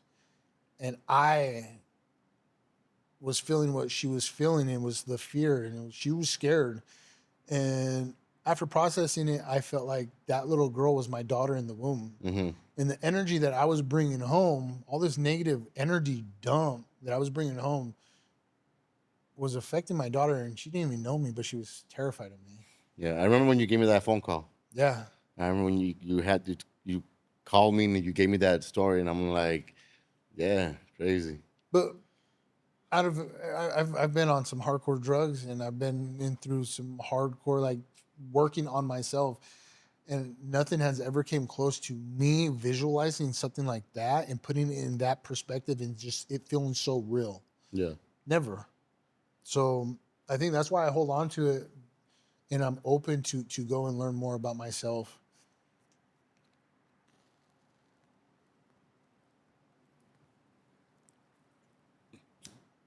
So I sat down another time. The other time, A third time. yeah, third time. Mm-hmm. It was more like I turned into this jaguar, lion, wolf. I was more, and it was like purging, right? I was purging, and And why the third time? If you, well, it was this. I did purge the second time. yeah. The first time I didn't, just because I was like, oh, I don't want to throw up around people, and I Yeah. was very. I think it was my ego. Yeah, of course it was your ego. Yeah.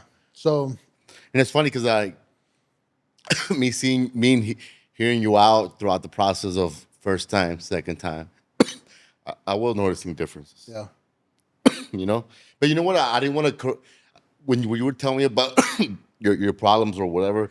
I didn't want to like say anything. I just feel like but and it was funny because you would have come back and say what I would have told you. yeah, But I just wanted you to like live life and experience it on your own. But it's funny how you would always come back and be like, well, I was wrong. And then eventually I started speaking up to you, like, yo, you do have an ego. yeah. Yeah. And that's the thing. I think we think that the ego is just going to completely go away and you're going to work on it. No, it's Yeah. always there, and it's always something that you're going to have to work on. Yeah, of course. So yeah, the third time it was it was ancestral, like my bloodline, like ancestors were talking to And the me. Jaguar. Yeah, Mm. yeah, and it was a That's beautiful experience because it actually And that is very ancestral for us, for sure. yeah because I had this doubt of am I Mexican enough? Am I Of course, the confusion, for sure. So to be spoken to from the Mexican Jaguar, yeah. side, bro, That's it was dope. beautiful. Yeah. And it just solidified. Like before, I had doubt. Like, am I enough? I'm enough. Yeah. When you talk to your ancestors, and they tell you, don't forget your bloodline, don't forget where you come from. And it's funny because you're telling me this while I'm traveling to motherland Yeah. and getting this symbolism of the Jaguars. Yeah. And I'm like, oh shit, it's funny that you're experiencing what I'm over here learning about. Yeah. That's crazy. Yeah. So the fourth time, well, okay. So the third time, I also was able to bring. So the first time I went, I brought my mentor. Yeah. Second time I went, I brought one of my homies that we had very similar lifestyles, and but he was more paisa than he was like a homie, Yeah. and he never did no drugs or anything. So to see him do this and to grow the way that he did was beautiful. And I don't want to put like names out there because that's not my No, story of to course. tell. Not, But for sure. I was able to bring some family members, and even to be part of How many times by then? You were already your third time? third time. And I don't know. This is the Jaguar situation. Yeah. Okay. And then But how was that affecting like at home with your girl? Like how was that? So what was that is it- helping? Was it like it's helping, but it's also like there's okay, you got to think about it like this. When you go and experience this, there's a lot of self-growing right there, right? But when you go back to the same environment where you've hurt people, you're going up like this, right? But they're still down here hurting and trauma, right? Yeah, of course. So You're it's still very dealing with that. hard. Yeah, It's yeah. very hard because it's almost like, and then you come down here, and then so everybody's on their own path, and you can't course. force somebody, to forgive and forget. And even though I say that, but I struggle with that, right? But on my fourth time, I remember trying to get rally up. I'm like, fuck, now I could lead people to heal, right? I could help them.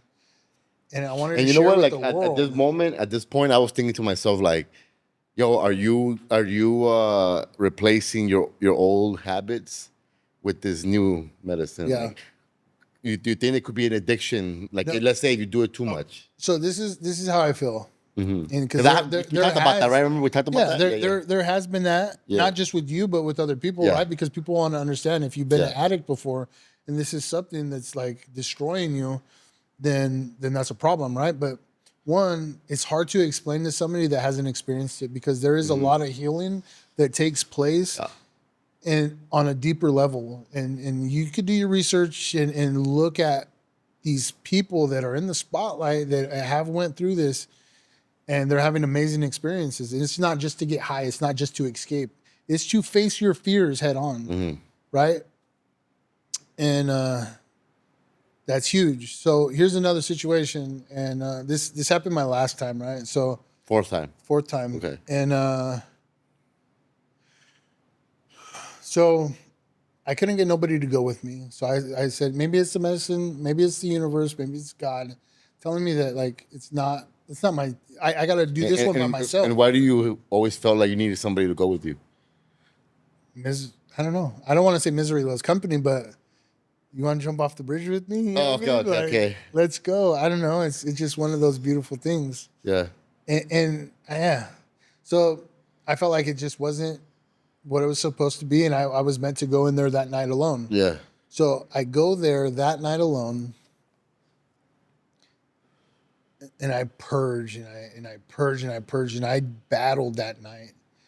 And battling is like an understatement, especially when you're going through this and your body is reacting to this medicine, and it's just weird. It's just, anyways, like next night I came out of it, and or next day I came out of it, and I'm like, I gotta get in front of my girl. I gotta talk to her in person.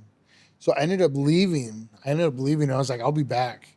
And I just prayed, and I'm like, But on the first one, what was the different thing that you saw? If you could speak up a little bit, like how was that one? Because you spoke on the other ones. This one, like in what way were you battling yourself? it was like ego. It was ego because now, like at this time, I'm familiar with my ego, and I'm able to like call it out the way it was, and I was fighting myself. Yeah. I was fighting myself, and I just remember even just the muscles in my neck were just. I was just going through it physically, and I don't know how else to explain it, but when the music and the medicine are working together, it's going through your body, and you feel every melody has a purpose. Yeah, every frequency. Yeah, and it was like pushing parasites out, filtering out everything, not everything, but it was filtering out a lot of stuff that even like things that people have told me that I never knew that I held on to. Oh, you'll always be a gang member. You won't amount to shit. You're going to be like your dad. Those, as I was purging, were coming out, right? And it was crazy. So yeah, I said so it was 2 nights, and my fourth time, I had to get in front of my girl. And I remember driving all the way out there back home, and I told her, I said, listen, trust me, have faith in me, just try this, please, and I'm willing to do whatever. We'll get a babysitter, and This time you already have your daughter. yeah. Okay. So you have your daughter in between the third and the fourth. Yeah. Let's talk about that. Let's talk about about that. How was that? Like, how was that experience? Because on your first daughter, did you experience the hospital situation, all that? Yeah, I was there, but I wasn't there. You know what I mean? I was a kid. You were a kid still. Yeah. So how was different? How was this one around? I was present. I wasn't just like, it wasn't a memory. I was present. I was wanting to be there. I needed to be there. Yeah, I seen everything, and it was just beautiful. And I don't think it was real until I was actually holding my baby, and still at that point, I didn't even want to let her out of my sight. I remember going you're taking my baby? I'm gonna go with you. You know what I mean? Like, I didn't want her out of my sight. And every situation after that was and this is for coming from like knowing that you couldn't have that. Yeah. So even that becomes a trip. Yeah. Like, oh shit, like the universe gave you this. Yeah.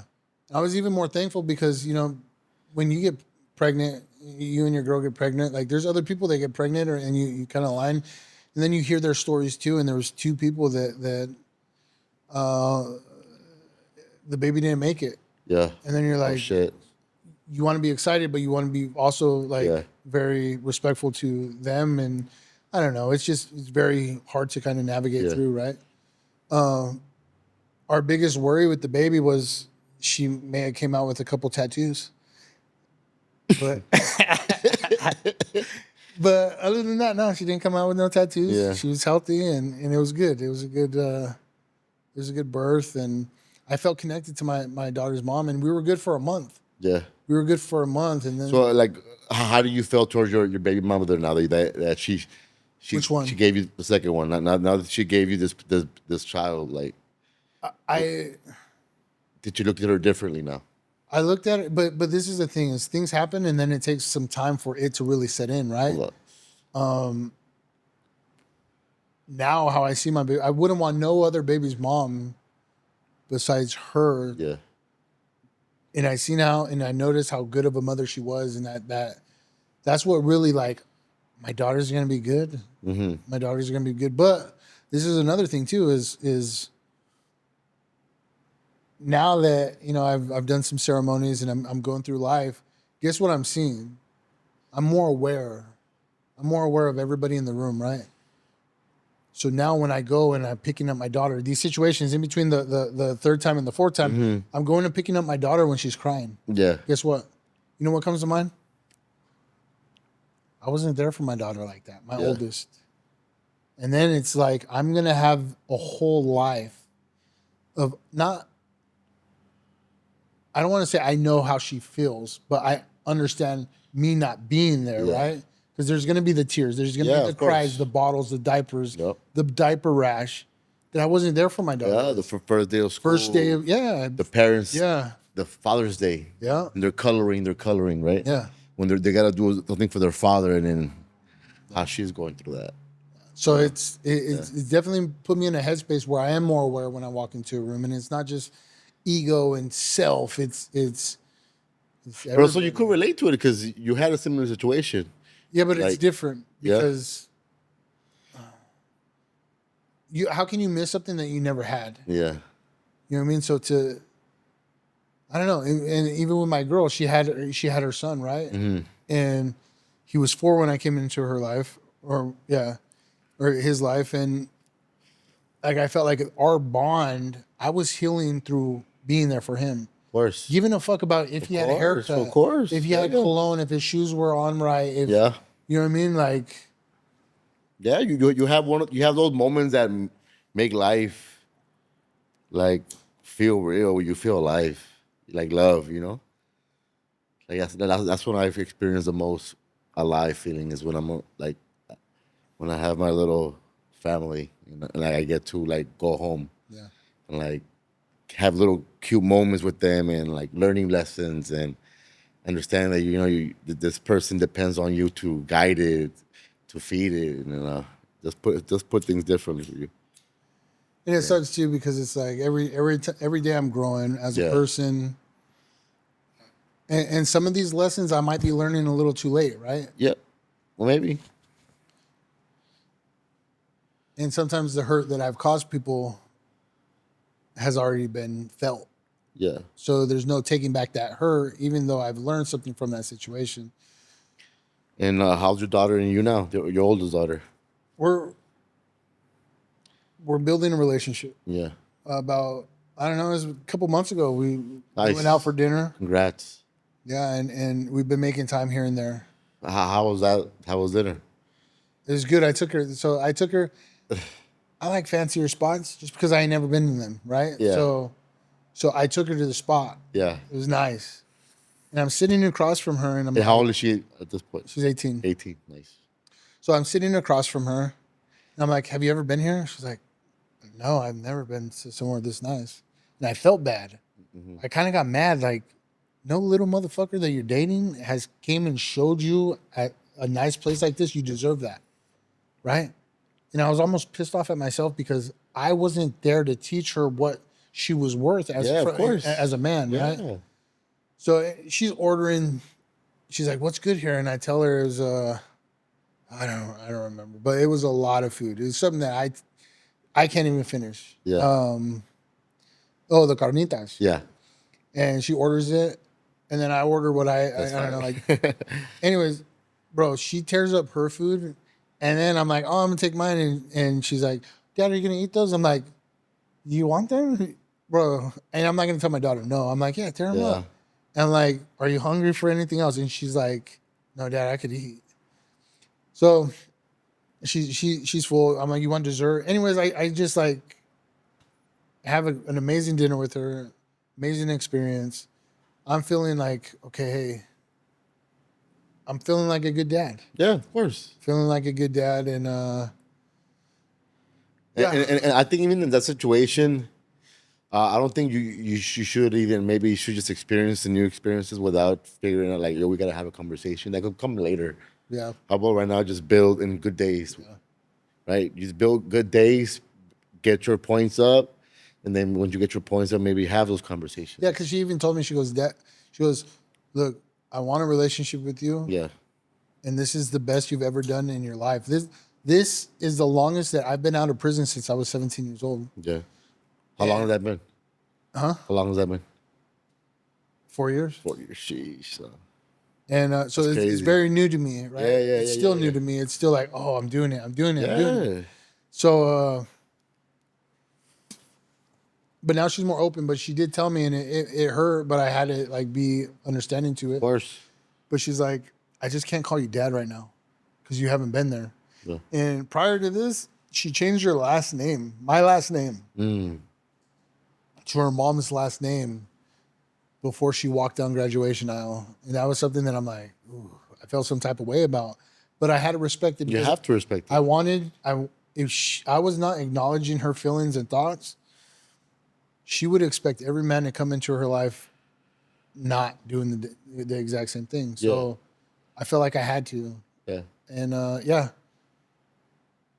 It's I think parenting deals with a lot of ego, and you kind of I don't think anybody got it figured out, and I feel like certain things make the next situation better For sure. and more manageable, and that's kind of how I got to look at it. But it's just weird that my daughter's 18, I have a new daughter, and now I'm gonna be able to transfer everything. And how's that? How is that? How does she see that? You could tell she's verbalized that she's a little hurt because she sees how I am with my daughter on my social media. Okay. And I wasn't there for her like that. But she accepts it, and she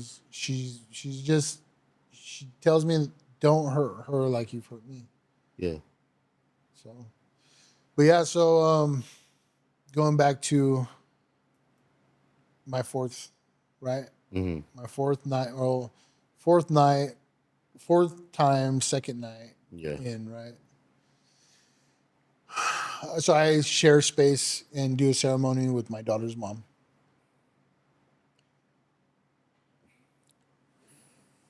And I don't really want to get into the like everything that happened that night, but there was a lot of energy, and there was a lot that happened between me and her sitting side by side, and all there's just this energy built up. Yeah. And at the time, I was going through this battle of like, is it greener on the other side? Other females. Now I'm getting my social media is blowing up, and now I'm getting more attention and like. Now you got clout, fool. Yeah, right. So, and this is something that's not talked about. Yeah. And I feel like it's important to talk about it and put it in check, because there's going to be these females that come around. Of course. And you're going to feel something, but it's not nothing. Like you as a man, you still got to keep your priorities straight. And it's hard. Mm-hmm. I don't know why it's so hard, but it is something that's like, you know, I don't know why, but I think it's just the ego thing. You got to keep that in check. And with that comes other things. Yeah. But so when I was in the medicine, look, I'm not saying I was God or Jesus, but it came to sacrifice. It came to sacrifice, and that was the big message on this one. It was sacrifice, right? So yeah, it's like my success is bringing me females, not to my flesh desired is thinking, oh, sexual contact with them or whatever, appealing in that flesh temptation. But I feel like the universe and God is just bringing people to me, women, and they're bringing me them so we could all make money, right? With education on what I do, or Yeah. for me to educate them, or us to do big classes or whatever, right? And I'm over here in my flesh desire thinking that it's something more than that, and it's not. And so that's what I'm dealing with in this ceremony. And so where the medicine takes me this time is I'm being crucified in Jesus' body. And when it comes to this, when we hear of the crucify, or when Jesus is being crucified, Yeah. we think in our flesh, oh, misery, Yeah. pain, agony. Oh my God, why would God do this? Right, but that's from the flesh. That's not from the soul. Mm-hmm. When you view it from the soul, it's liberating. It's uplifting. You're sacrificing for the greater good, right? So I think that occurred in this ceremony because I needed to understand what sacrifice is. I need to look at it from my soul with these relationships of women that are coming into my life, and I don't need to cross them in my flesh. Does that make sense? Mm-hmm. So that's where I was. I felt everything that came with it, and I know it sounds crazy. And every time I even feel like, dang, is this like, am I in my right state of mind like to do this? But I'm gonna tell you what happened after I experienced this, and I don't like. I'm more closer to God. I'm more closer to the higher power. I know most people walk by faith. I know there is a God. Okay. So And how did you feel about God prior to getting into these experiences? I was scared because I didn't know if he was there, and it's like somebody's So you watching. still had belief of a God. It was more fear though. If he's real, I don't want to fuck Oh, up. yeah, Like I it's, don't want to call myself a Christian and then not live like it's that. keeping me on check a little bit. Yeah. So I know there's a God, and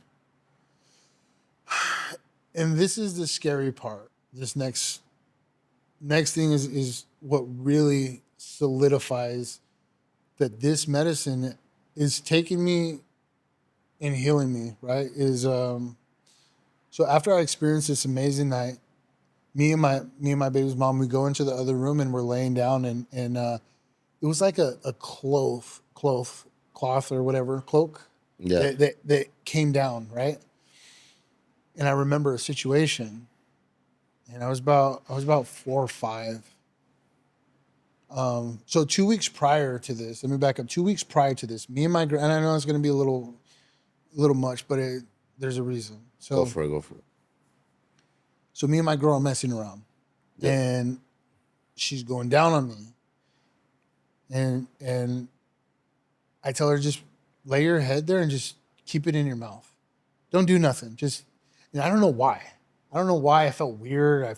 There's mixed feelings that came with the situation, right? And it got weird. Like she looked at me and I instantly got mad. Like I don't know why I got so mad. I ended up leaving that night, right? And fast forward to where we're at. It dropped. It pulled over, whatever you want to call it. And a situation got brought up when I was like 4 or 5. I was in the babysitter's bedroom with the husband, and he had a rocking chair in there, right? And it smelled like stale cigarettes. He had blue jeans on. I remember him telling me, like, he goes, "You want money from a dragon?" I'm a little kid, and I'm like, yeah, I want money. And he goes, "Okay, but you got to count it." So he puts this money on his lap, and he has me pulling these coins across his lap. And as I do it, I'm able to put them in my pocket. So once there's no more coins, the coins are gone. And then he goes, "All right, so tell people you got that money from a dragon." And I'm like, "Okay." He goes, "You want to meet the dragon?" Long story short, how I had my girl in my lap that night is how he had me.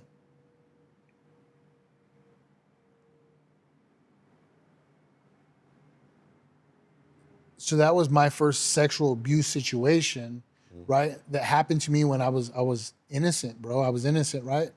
And my whole life, it was like my whole life, I was trying to figure out why I was so angry inside, why I was so mad, why was I trying to be the biggest, baddest, and scariest, right? And I've suppressed my that trauma situation so much that I never even smelt the room, right? But as soon as this medicine did what it did and it put me in that place, I no longer even felt mad, honestly. Because when I told my girl, I was like, hey, I got to tell you something. And I told her everything. And I was like, I don't want you to feel bad for me. I don't want you to look at me any different or anything like that. But I do want to say this and just get it off. And with me doing that, I'm no longer mad. I'm no longer sad. I understand myself even more to why I did what I did, and it's not too late in my life to make up for things that I've done, and just to go through life now with a better understanding of why you did what you did. That's beautiful. Yeah. So now, like I know this is a situation that not a lot of people talk about, but I guarantee you the majority of the people in the US or wherever has experienced some sort of sexual abuse situation, and the mind is a powerful thing, and when we no longer want to think about something, we have ways of distracting ourselves, and it's scary because it holds you back from your fullest potential. And like I said, there's things that we do that our soul, our inner child, our soul is doing without us knowing, right? And then a situation like this becomes more clear. Yeah. So So that was this new trip right here. That was the fourth time. yeah, Yeah. And how long has it been since that session? it was like what, last November? I think it was November. last November. Yeah. And what's weird is, again, like you go and do this medicine, and there's things that life is going to be beautiful. Life is going to Yeah. be pure. You're going to feel it in your face. You're also going to, it's just, everything's going to feel good. But with that unloading process, the body and mind still has to process things. Yeah. And there's still your way of having to deal with it. The medicine doesn't fix you. It shows you and it gives you tools. It makes you more aware of stuff. But you have to come out here and you have to do the work. Yeah. So And life, how's it been after that situation? I'm not gonna say it's been perfect. And what's occurring is I'm having to answer to a lot of the things that I've done in my relationship, how I've mistreated, my baby's mom. And still, like, again, I'm not fixed. I'm not perfect. I'm flawed. And I still got a lot of work to put in on myself. Yeah. But Does that mean continue with more sessions, or what does that mean to you? I got a lot to do before I go back into a session. Yeah. And I don't think it's anything that's planned for, but it's like, I don't know, because you come to a place where you're like not judgmental towards people, Yeah. and you're more aware of like everybody's outlook and perception, to where when I judge somebody, I instantly think, well, it could be this. What gives me the right? Everybody has their reasoning on what they do, and if it's a learned behavior or trauma event, and they're doing something like, I can't. Who am I to judge that person? Yeah. I don't know. It's just I know that we'll see. And now, To be continued. but now you took it beyond that. Right now, we're talking about a project that we might get into, where now you want to like push that message. Like what would you tell a homie that feels like they're doing good, but at the same time they're not happy? Do you feel like this could be an option? This could be an option. This could be an option, and what I've come to understand about this medicine and this type of work is. And how did you find that? What do you mean? Like how did you search for it? Like what was the The process for universe that? has a way of speaking out. and calling out. And I would just say quiet down the thoughts and the social media expectations, and be aware, be more aware of what's being presented to you. But it's not something that you jump on Google and you're like, hey, let's sign up for this. Yeah. I guess it could be. You know what I mean? Like Yeah. there is, but like I would definitely do your homework. Make sure that, you know, the shaman is actually a shaman. And it's just kind of hard. There's somebody out there, and there's people out there that are in healing actively. Mm-hmm. So when you're searching, you'll find it. Yeah. Do you feel like people could reach out to you and like you were pointing them to the right way? Yeah. Yeah. Yeah, because there's some states in the U.S. that it is legal, so you could technically leave your state and go over there and not have to worry about it there being an issue. Yeah. But I do think we're at this point in our generation more than ever that people are looking. They are quieting those voices. There are quieting the loud noises of the expectation of society, right? Of not healing, of we're just more open to it, and they're wanting to heal. And anything else you want to say? No, I just, you know, I didn't want to make this all about the medicine. Right? Yeah. But I do feel. I think having a good story with that, I feel like it always does go good. People could relate to you.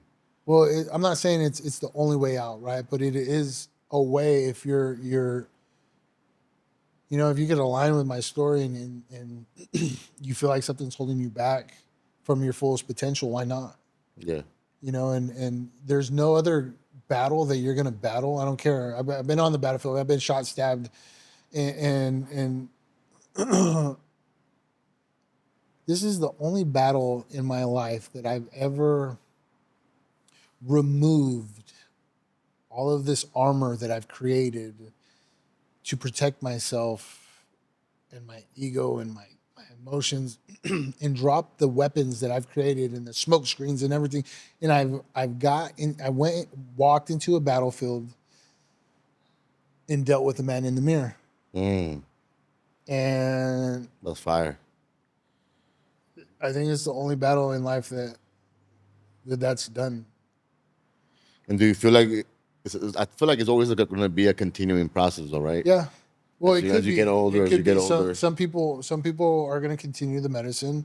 Some people are not. And I think that's just your decision. Mm-hmm. You know what I mean? And no expectations, no limitations. You know, I think that's a good thing to go by. But I've torn myself up and got lost in addiction and I've took prescription medication to make me feel better, and it just made me feel worse. And I've gotten high to escape. Mm-hmm. So is this an addictive thing? Unless you're wanting to heal and you're addicted to healing. Yeah. And you're wanting to just be more, I don't know, your heart opened up and, you know? Yeah. Some of us have stopped feeling and being, some of us are just so used to being numb, but that's not living life. That's not living life. Sometimes you got to drop that fucking ego, shed some tears, and there ain't nothing wrong with that. You know, I think we've been... Feeling is very important. Yeah. That's how you actually live, and you're feeling your... Damn. That's dope. So yeah, it's just been a roller coaster, right? Because since I've been out, I've dealt with personal growth, business growth, right? Yeah. And then now in your business side, like how's that journey been? It's been good. It's been great. I've worked on over 600 clients, close to 700 clients. Damn. How many years? In 3 years. 3 years. Damn, bro. I got clients from all walks of life. I got actors. I got plastic surgeons. I got law enforcement. I got homies. I got your grandma, your niece, 17 to early 90s. both men and women flying in from all over the U.S. and Canada. Yeah. And I would I'm say known. I'm I would say known. your work is very clean. It's Yeah. very seamless. And It's it's very seamless. and you know, before I got to the point where I'm like, Yeah. I'm not saying that I'm the best, You're but great. guarantee I'm one of the best. Yeah. I guarantee that, For right? sure. And I'm known when I was gangbanging, when I was selling dope and doing all this shit. You ain't gonna hear my name on the outside of the state. You're not gonna hear my name on the other side of the world with SMP. I'm known all over. Like there is not a place that if you know SMP, you know my name. Okay. Damn. Like I Fire. got a guy, a student that's gonna be flying out, or we're gonna figure something out that's in Belgium. I got some classes that are in the work in Greece. I ain't never been to And Greece, let us know more about that. Like so now while you're teaching that so I'm educating. and you're also practicing it. Yeah, so at my location, I got about five apprentices, and I got apprentices outside of the state that come in every week, and or not every week, but a week at a time, and they break it up. And now I'm working with Voc Rehab. I'm a vendor, so people getting out of the prison system. There's funds that are set aside through Voc Rehab in every state that are sitting there waiting for you to do something with, whether it's SMP, whether it's permanent makeup, tattooing, barber school, cosmetology. There's so many different things that, like, you know, in a sense, I know a lot of drug dealers that are in the mix, and that they in their head are, I'm only doing it so I can make it out or do something. It takes $5,000 less, a little bit less, but $5,000. Come up with the LLC, figure your shit out. So say $5,000. If that's the way you're making money and you want to weigh out, $5,000. Invest in the LLC, landscaping business, do something. But the excuse of keep going, keep going, keep going. That's all. There's just negative shit that comes with that, you know. And it's like a revolving door of commitment, you know. Yeah. And where can they find you at? Give us some more Boise, info. Idaho is where my location But you is. could fly to anybody, right? You could fly to So anybody. my landing zones or where I work out of state is Los Angeles, Sacramento, San Antonio, Vegas, Florida, and Idaho. And I'm willing to travel outside as long as it's worth my time. And if you know you guys need to make it out to me, I'm right there in Boise. Business is Real Time Results. We're right here. Real Time Results LLC. You could find me realtimeresultslLC.com. Real Time Results on, I don't know if they took down Facebook or TikTok. TikTok for now. It'll be back. Instagram, It'll be back. Instagram, Facebook, YouTube. I do a lot of education, and I want to make sure people understand what it takes to get to where I'm at before they commit to putting any energy. I've seen too many people think that it's an easy come up and they're going to make all this money from the jump. So I just want to prepare them, and I'm willing to share my story because I've definitely been taken advantage of when it comes to education because Yeah. it is a money game. But find somebody, do your homework, whether you're a client or you're wanting to get into this field. So, Yeah. but you will hear my name. You will hear his name for sure. Promise. I want to thank you for pulling up. Hopefully we get to work like we had earlier, a little meeting where we We will. possibly have a project in the mix and it has to involve with the process of healing. So make sure you guys follow us at Cool Media TV. Shout out to producer David. Shout out to everyone right here. But catch you guys next time. And we out. Any last words? That's it. You only know what you know, so figure it out and get to know and step out of your comfort zone.